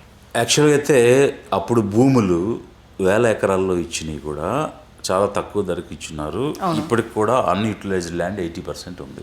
వీళ్ళు ఇంచుమించు 2.5 లక్షల కోట్ల విలువైనటువంటి ఆస్తిని వాళ్ళు మొదట 14,000 కోట్లకు ఎంతకో అమ్మడానికి ప్రయత్నం చేశారు. గొడవ జరిగితే దాన్ని 30,000 దగ్గరికి తీసుకొచ్చారు. ఇక్కడ లోపిస్తుంది ఏంటంటే వీళ్ళ కమిట్మెంట్. అంటే వీళ్ళు ఆల్రెడీ బార్గెన్ చేసుకున్నారు, క్విడ్ ప్రోకో అరేంజ్ చేసుకున్నారు. సో దీనిని ఆసరాగా పెట్టి ఇంకేదో పొందాలనేటువంటిది వీళ్ళు ప్లాన్ చేసుకున్నారు. చేసుకుని ప్రైవేటైజేషన్ అనేటువంటి మూవ్ తెచ్చారు. ఈ బీజేపీ కానీ దాని గుంపులో ఉన్నటువంటి పార్టీలు కానీ ఎంత మోసం చేస్తున్నాయి ఆంధ్రప్రదేశ్ అంటే, విభజన హామీల్లో భాగంగా కొత్త స్టీల్ ప్లాంట్ కడపలో ఇస్తామని చెప్పి అది ఇవ్వకుండా ఉన్నది కూడా, అంటే నోటి దగ్గర కూడును కూడా తీసే పరిస్థితి వీళ్ళు చేస్తున్నారు. దీన్ని ఒక పాలిటిక్స్కి వాడుకోవడం. ఇక్కడ చాలా క్లియర్ ఇష్యూస్ ఏమున్నాయంటే, వీళ్ళకి ప్రొడక్షన్ కాస్ట్ ఎక్కువ అవుతుంది. ఎందువల్ల ఎక్కువ అవుతుందంటే రా మెటీరియల్ లేదు, అంటే క్యాప్టివ్ మైన్ లేదు. క్యాప్టివ్ మైన్ లేకపోవడం వల్ల రా మెటీరియల్ కూడా కొనుక్కుని ప్రొడ్యూస్ చేయడం. Quality is very good. ఈ రోజు వరకు సర్వైవ్ అయిందంటే క్వాలిటీ వల్లే సర్వైవ్ అవుతుంది. బట్ నిన్నగాక మొన్న వచ్చిన స్టీల్ ప్లాంట్స్కి ఫౌండేషన్లు వేసి వాళ్ళకి ముందే మైన్స్ కేటాయించారు. అందువల్ల ఇప్పుడు 6-5 నెలల లాసెస్లో ఉంది. దీనికి ప్రత్యామ్నాయ మార్గాలు చాలా ఉన్నాయి. ఏ విధంగా? ఒకటి క్యాప్టివ్ మైన్ వీళ్ళకి కేటాయించాలి. 2 సెయిల్ ఉంది, 6-5 నెలల లాంటిది. వాళ్ళు లాభాల్లో వెళ్తున్నారు. వీళ్ళు ఆల్రెడీ బ్యాంకుల నుంచి అప్పు తెచ్చారు. ఈ అప్పుని కోపప్ చేసుకోవాలి అని అంటే సెయిల్కి అడ్మినిస్ట్రేషన్ ఇస్తే ఇంకో పబ్లిక్ సెక్టర్కి వాళ్ళకి అబ్జార్బింగ్ కెపాసిటీ ఉంది. Because they are in profits. ఈ అప్పుని కూడా అబ్జర్వ్ చేసుకుని దాన్ని ప్రాఫిట్గా మార్చుకునే అవకాశం వస్తుంది. సో చాలా సింపుల్. దీన్ని రివైవ్ చేసి ప్రాఫిట్స్లోకి తేవాలంటే ఒక క్యాప్టివ్ మైన్ ఇచ్చి సేల్కి ఇస్తే వాళ్ళు ఆ అప్పునంతా కూడా అబ్జర్వ్ చేసుకుని కొత్త ఇన్వెస్ట్మెంట్ తీసుకొని వచ్చి ప్లాంట్ని ఎక్స్పాండ్ చేసి ఇప్పుడు 13 lakh టన్స్కి, ఇప్పుడు యాక్చువల్ 6 lakh టన్స్ తోటి మొదలైంది, ఈరోజు 13 lakh టన్స్కి పెంచారు. పెంచినటువంటి ప్రొడక్టివిటీని చేసి దాని మీద లాభాలు తెచ్చుకోలేకపోవడం కారణం రా మెటీరియల్ అంటే మైన్ లేదు. ఓకే. ఇవన్నీ వాళ్ళకి తెలియదు అంటే తెలుసు, దే నో వెరీ వెల్. వాటిని అంటే ప్రొడక్షన్ కాస్ట్ పెరిగిపోతుంది, లాసెస్ వచ్చేస్తున్నాయి అని ఏదో ఒక సాకు చూపించి అమ్మేయాలనేది వాళ్ళ ఉద్దేశం. సో అమ్మడానికి జపాన్ వాళ్ళతో మాట్లాడుకున్నారు, అదర్ కంపెనీస్తో మాట్లాడుకున్నారు. ఇప్పుడు గందరగోళం జరిగింది, గొడవ జరిగింది కాబట్టి ఆగింది తప్ప చిన్న చిన్నగా ఆల్రెడీ ఒక్కొక్కటి ప్రైవేటైజ్ చేస్తున్నారు. నేను వెళ్ళాను ఇప్పుడు ఎక్కడైతే ఈ బర్నింగ్ జరిగిందో, బ్లాస్ట్ ఫర్నేస్ ఇవన్నీ ఉన్నాయి కదా, అక్కడికి స్వయంగా వాళ్ళే తీసుకెళ్ళి చూపించారు, నేను చూశాను. సో కొన్ని డిపార్ట్మెంట్స్ని ఆల్రెడీ ప్రైవేటైజ్ చేశారు వాళ్ళు. ప్రైవేటైజ్ చేసి సెక్షన్ వైజ్ ప్రైవేట్ వాళ్ళకి ఇచ్చి నడిపిస్తున్నారు. అందువల్ల ఇప్పుడు మీరు అన్నట్టు ఒక ఆంధ్రుల హక్కు అనేటువంటి ఒక బలమైన ఒక ఎమోషనల్ ఫీలింగ్ ఆ ప్లాంట్తో ఉన్నప్పుడు ఈ రూల్ చేసే రాజకీయ నాయకులు కూడా అది ఎమోషన్ ఉండాలి కదా. జనం కోరుకుంటున్నారు, ఆపాలని అనుకోవచ్చు కదా. ప్రతి దానిలోనూ క్విడ్ ప్రోకో చూసుకుంటే అట్లా కనీసం జనం కోసం, ప్రజల కోసం ఏదో ఒకటి చేయాలి కదా. అదైతే చేయడం లేదు ఈ మూడు పార్టీలు కూడా. మరి దాని గురించి మీరు ఎలా ఫైట్ చేయబోతున్నారు? ఎస్, ఆల్రెడీ నేను స్టీల్ ప్లాంట్కి వెళ్ళాను. అక్కడ ఎంప్లాయీస్ అందరితో కూడా వాళ్ళ యాక్టివిటీస్లో పార్టిసిపేట్ చేశాము. వీ గేవ్ అల్టిమేటమ్ ఆల్సో, మీరు ఖచ్చితంగా దీన్ని ప్రైవేటైజేషన్ ఆపాల్సిందే. ఇన్ని రకాలైనటువంటి బెనిఫిట్స్, ఈ ప్రత్యామ్నాయ మార్గాలు ఉన్నాయి. మీకు ఏదైతే చెప్పానో అది కూడా మేము చెప్పాము. We'll fight for them, we'll stand with them. Okay. Amaravati గురించి మీ అభిప్రాయం ఏమెత్తుకోమంటారు నవ్వులో? అంటే ఇంకా చాలా అయిపోయింది కదా. ఇంక ఇప్పుడు అమరావతి గురించి ఇప్పుడు ఏం మాట్లాడతాం? వాళ్ళు వేల కోట్లు వరద ముంపుకి గురయ్యే ప్రాంతంలో పోస్తూ ఉన్నారు కదా. The very selection is wrong. Okay. Without any environmental study, without any NGT approval, వర్షం వస్తే వరదలో మునిగిపోయే ప్రాంతాన్ని వాళ్ళు ఎంపిక చేసుకున్నారు. శివరామకృష్ణ కమిషన్ ఇచ్చిన రిపోర్టు ఫాలో కాలేదు. At least if they want to establish somewhere near Vijayawada అన్నప్పుడు విజయవాడ గుంటూరు మధ్య ఐడియల్ లొకేషన్ అది. అక్కడ చేసి ఉంటే 3 నగరాలు ఒకటిగా అయిపోయి హైదరాబాద్ లాంటి నగరం నిర్మాణం అయి ఉండేది. దేనికి సంబంధం లేకుండా అహ్మదాబాద్ నుంచి గాంధీనగర్ వెళ్ళినట్టుగా వీళ్ళు చేస్తున్నారు. గాంధీనగర్లో 6 తర్వాత పెట్ట కూడా కనిపించదు. సో అందరూ అహ్మదాబాద్ వచ్చేస్తారు. రేపు అమరావతిలో కూడా 6 గంటల తర్వాత ఎవరు ఉండరు. అక్కడ ఎలాంటి సర్వీసెస్ లేవు. అంటే నేను ఒక స్టేట్మెంట్ ఇవ్వాలంటే అమరావతి అనేది ఎప్పటికీ డెవలప్ కాదు. Okay. Take it for granted. మనం చూడగలుగుతామో లేదో రాబోయే జనరేషన్స్ అయినా తెలుసుకుంటారు.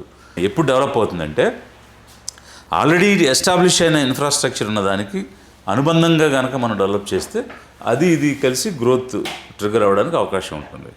అలా జరిగినయే సక్సెస్ అయినాయి. స్టాండ్ ఎలోన్గా దేనికి సంబంధం లేకుండా చేసి ఇన్ని సంవత్సరాలు గడిచినా కూడా ఎక్కడ అవి కోపప్ కాలేదు. ఇంకో 100 సంవత్సరాలు అయితే అప్పుడు చూడొచ్చాము. ఇప్పుడు 5-10 సంవత్సరాలు అయితే డెవలప్ అయ్యే అవకాశం లేదు. ఓకే. మరి జగన్ గారి మావిగన్ అంశానికి సంబంధించి చేయమంటారు? అంటే అతను ఒక పొలిటికల్ పాయింట్ కోసం అది తెచ్చాడని నేను అనుకుంటున్నా.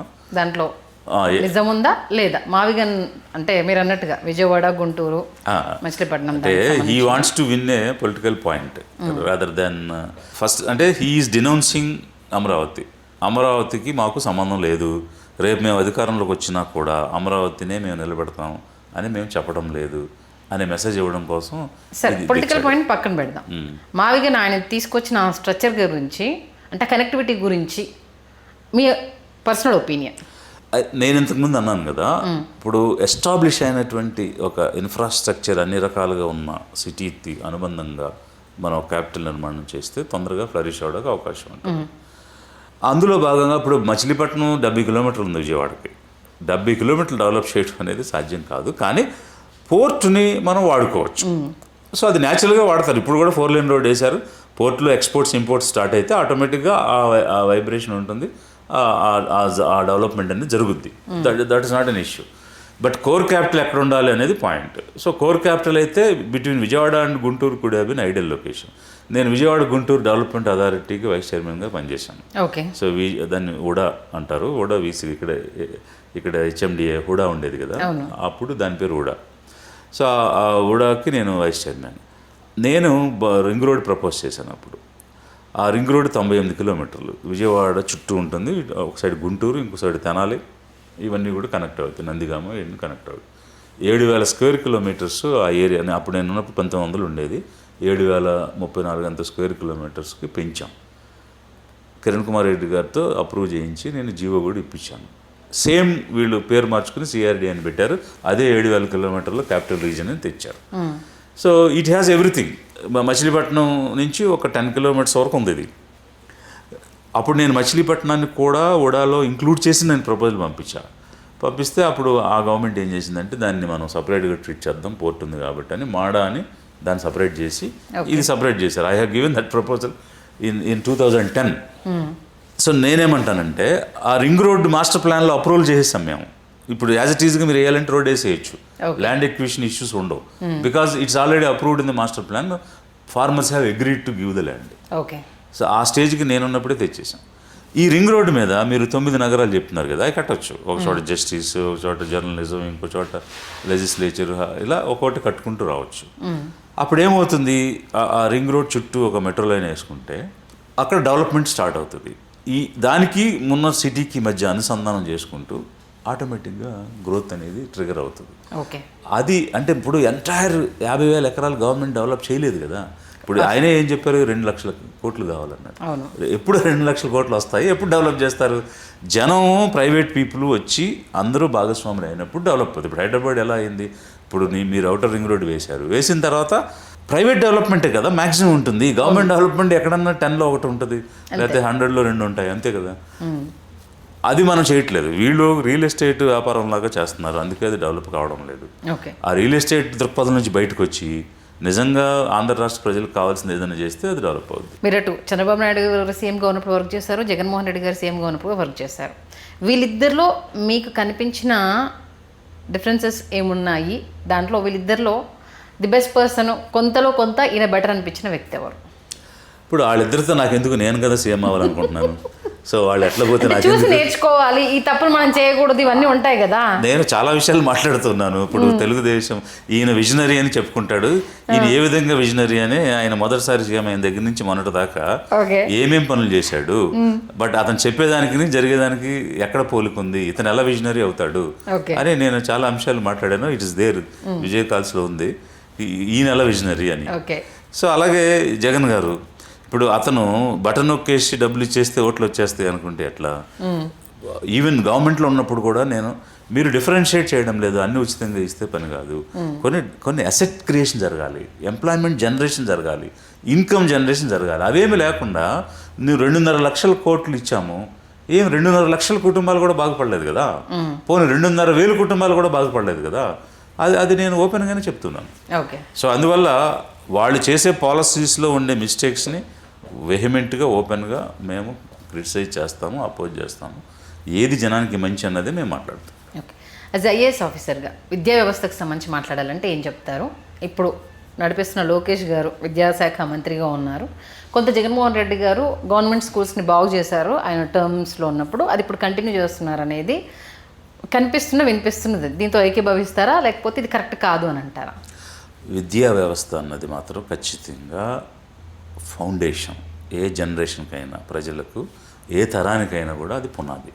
అందువల్ల మ్యాక్సిమం శ్రద్ధ విద్య మీదే పెట్టాలి, నెక్స్ట్ ఆరోగ్యం మీద పెట్టాలి. ఈ 2 పెట్టకపోతే ఏ తరము కూడా బాగుపడదు, జనం నిలబడలేరు.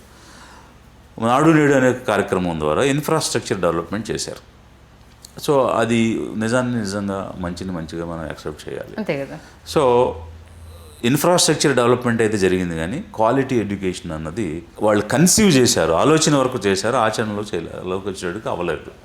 ఇక వీళ్ళు కూడా మేము క్వాలిటీ ఎడ్యుకేషన్ ఇస్తున్నాము అని చెప్తున్నారు, బట్ అది ఆ క్వాలిటీ అనేది అవుట్పుట్ మీద ఆధారపడి ఉంటుంది. ఈరోజు విద్యా వ్యవస్థ ఎలా ఉందంటే స్కూల్స్లో చేర్చేయడం, ఎగ్జామ్స్ పెట్టి మార్కులు వేసేయడం, ఆ మార్కులు పరీక్షలు నిర్వహించే విధానంలో కూడా టీచర్సే వాడు ఆన్సర్ లేకపోతే వాళ్ళకి ఏమంటారు దాన్ని టిప్ ఇచ్చి ఇట్లా ఇది చూసిరా, అది చూసిరా, ఇలా రాయి, అలా రాయి అని ఏదో ఒకటి రాయించేసి వాళ్ళని పాస్ చేసేస్తున్నారు. బయటకు వస్తే చిన్నప్పుడు వేరే వీడికి పట్టుకొస్తే అక్షరం ముక్క రాదురా అనేవాళ్ళు. అర్థమయ్యేది కాదు మనకి, పట్టుల అక్షరాలు ఏముంటాయి అనుకునేవాళ్ళు చిన్నప్పుడు. కానీ ఇప్పుడు కనిపిస్తుంది ఏంటంటే పాస్ అవుతున్నారు, కానీ ఎవరికి నాలెడ్జ్ లేదు, నాణ్యమైన లేదు. ఆ ఎడ్యుకేషన్ వల్ల ఎలాంటి ప్రయోజనం లేదు. పొలిటీషియన్ అదే ఆలోచిస్తాడు, ఎంతమందిని చేర్చాం, ఎంతమందిని పాస్ చేసాం. అది కాదు కదా, ఎంతమందికి నాణ్యమైన విద్య అందింది, ఎంతమంది నాలెడ్జబుల్ అయ్యారు, అది కదా కావాలి. ఆ శ్రద్ధ చేయడం లేదు. అది చేసినప్పుడు ఏమవుతుంది అంటే 10th క్లాస్ రిజల్ట్స్లో ఈరోజు 98% వచ్చింది, 60% పడిపోద్ది. పడిపోని ఈ 40% మందికి మళ్ళీ చెప్పి వాళ్ళని పాస్ చేయించవచ్చు కదా. ఖచ్చితంగా నువ్వు అది మాత్రమే చూసుకుని మా దగ్గర ఎంతమంది పాస్ అయ్యారని చెప్పేసుకుంటే బట్ నాశనం అయిపోతుంది యువత. ఆ తరం పాడైపోద్ది కదా. వాడికి నాలెడ్జ్ లేకపోతే వాళ్ళు బయటకు వచ్చి ఎలా పని చేయగలుగుతారు, వాళ్ళ కాళ్ళ మీద ఎలా నిలబడగలుగుతారు? అది కదా మనం ఆలోచించాలి. మన కన్సర్న్ ఒక ఇండివిజువల్ ఎదుగుదల మీద ఉండాలి కదా. అది లేదు, వీళ్ళకి సెల్ఫ్ కొట్టుకోవడానికి రిజల్ట్ ఉంటే చాలు. ఓకే, చివరగా ఇప్పుడున్న జనరేషన్కి ఏదైనా చెప్పాలనుకుంటే ఏం చెప్తారు? మీ లిబరేషన్ కాంగ్రెస్ పార్టీ తరఫున వాళ్ళకి ఏదైనా మెసేజ్ ఇవ్వాలంటే ఏమి ఇస్తారు? లిబరేషన్ కాంగ్రెస్ పార్టీ ఒక తృతీయ ప్రత్యామ్నాయంగా వచ్చింది. మేము నిజాయితీగా ఏ ఆశయాలతో అయితే వచ్చామని చెప్తున్నామో అవి ఖచ్చితంగా అమలు చేస్తాం, మాకు అవకాశం వస్తే. అదే సమయంలో నేను ముఖ్యంగా యువతను కోరేది ఏంటంటే, మీరు స్వతంత్రంగా మీ కాళ్ళ మీద మీరు నిలబడటానికి ఒక ప్రయత్నం అనేది నిరంతరంగా చేస్తూ ఉండండి. డెఫినెట్గా సక్సెస్ అవుతాము. మాకేం దొరకలేదు, మాకేం రాలేదు, మేమేం చేయలేకపోతున్నామని నిరుత్సాహంగా అలాగే ఉండొద్దు. You try continuously, you will succeed. Failures are the stepping stones for success. So అది మేము అధికారంలోకి వచ్చినప్పుడు ఖచ్చితంగా యువత ఫోకస్డ్గా, విమెన్ ఫోకస్డ్గా, ఫార్మర్స్ ఫోకస్డ్గా ప్రోగ్రామ్స్ తీసుకొని వచ్చి ఒక వెల్ఫేర్తో పాటు డెవలప్మెంట్ అనేది సమతుల్యత అంటే సమాంతరంగా చేయడం అనేది చేస్తాం. చూద్దాం మరి మీరు చెప్పిన ఆలోచన వరకు ఎంతవరకు ప్రజలు కనెక్ట్ అవుతారు, యూత్ కనెక్ట్ అవుతారు. ఖచ్చితంగా మూడో ప్రత్యామ్నాయం రావాలి. మిగతా వాళ్ళకు కూడా రాజకీయ వారసత్వాలు కాదు, ఖచ్చితంగా మంచి చేయడానికి ఇంకొకరు ఎదురు చూస్తున్నారు అన్నది ప్రజలు కూడా కోరుకుంటున్నారు. కాబట్టి ఖచ్చితంగా ఆ చేంజ్ ఓవర్ మీ దగ్గర నుంచి నేను కూడా కోరుకుంటున్నాను. చూద్దాం, కింగ్ మేకర్ అయ్యే సిచ్యువేషన్ దాకా మీరు వెళ్ళగలుగుతారా, ఆ రేంజ్లో పార్టీని బలోపేతం చేస్తారన్న పెద్ద సవాల్ అయితే మీ ముందుంది. దాన్ని ఎలా తీసుకెళ్తారు, ఎలా ఆ సౌండ్ చేస్తారు అన్నది ఈగర్గా వెయిట్ చేస్తున్నాము. ఖచ్చితంగా సౌండ్ చేయాలి. మీ ఆలోచన అది తెర మీద ఆవిష్కృతం కావాలని మనస్ఫూర్తిగా కోరుకుంటూ అడగగానే ఇంటర్వ్యూకి వచ్చినందుకు, టైం ఇచ్చినందుకు చాలా చాలా థ్యాంక్స్. అంటే మీరు కొంచెం పెసిమిస్టిక్గా కాకుండా ఆప్టమిస్టిక్గా ఆలోచించండి. కింగ్ మేకర్ కాదు, కింగ్ అయ్యి చూపిస్తాం. డన్. అంటే అఫ్కోర్స్ సార్ అవ్వాలనే కోరుకుంటాము. బట్ ఇప్పుడున్న ఈ మనీ క్యాష్ పాలిటిక్స్లో ఎంతవరకు మీరు నిలబడగలుగుతారు, ఎంతవరకు తట్టుకోగలుగుతారు, ఇక్కడ మీ అభ్యర్థుల సెలక్షన్ కావచ్చు, మీ పార్టీ సిద్ధాంతం కావచ్చు, ఈ 3 yearsలో మీరు జనాల్లోకి ఎంత చొచ్చుకెళ్తారు అనే దాని మీద కూడా డిపెండ్ అయ్యింది. ఎందుకంటే నియోజకవర్గాల పునర్వ్యవస్థీకరణ జరిగితే నియోజకవర్గాలు పెరిగినప్పుడు అది మీకు పెద్ద ఛాలెంజ్ అవుతుంది. అది చాలామంది చెప్పాలంటే కూటమికి ప్లస్ అవుతుంది. ఎందుకు అని అంటే వాళ్ళు ఆల్రెడీ స్ట్రాంగ్గా పాతుకుపోయి ఉన్నారు కాబట్టి. అలాంటి టైంలో మీరు చొచ్చుకొని వెళ్ళడము అని అంటే అదొక పెద్ద సవాల్. అది ఓపెన్గా మాట్లాడుకుంటే వాస్తవం డిస్కస్ చేస్తే అనుకోవచ్చు. అంటే మీ స్థాయికి నేను చెప్పేదాన్ని కాదు కాబట్టి కొన్ని అంటే అందుకేనండి మీరు ఎలా తీసుకెళ్తారు అన్న దాని మీద మీ సిచ్యువేషన్ ఏంటనేది డిపెండ్ అయి ఉంటుంది సార్. ఓపెన్గా మాట్లాడాలంటే అలా మీరు తీసుకెళ్ళాలి. ఖచ్చితంగా మీ ఆలోచన ఆవిష్కృతం కావాలని మనస్ఫూర్తి నేను కోరుకుంటున్నాను. ఓకే, మీరు పాజిటివ్ ఉంటే మీ ద్వారా చూసేటువంటి లక్షల మంది కూడా మాకు పాజిటివ్గా తయారవుతారు. All the best sir. Thank you. Hello, Telugu రాజ్యం ఛానల్ చూస్తున్నారా?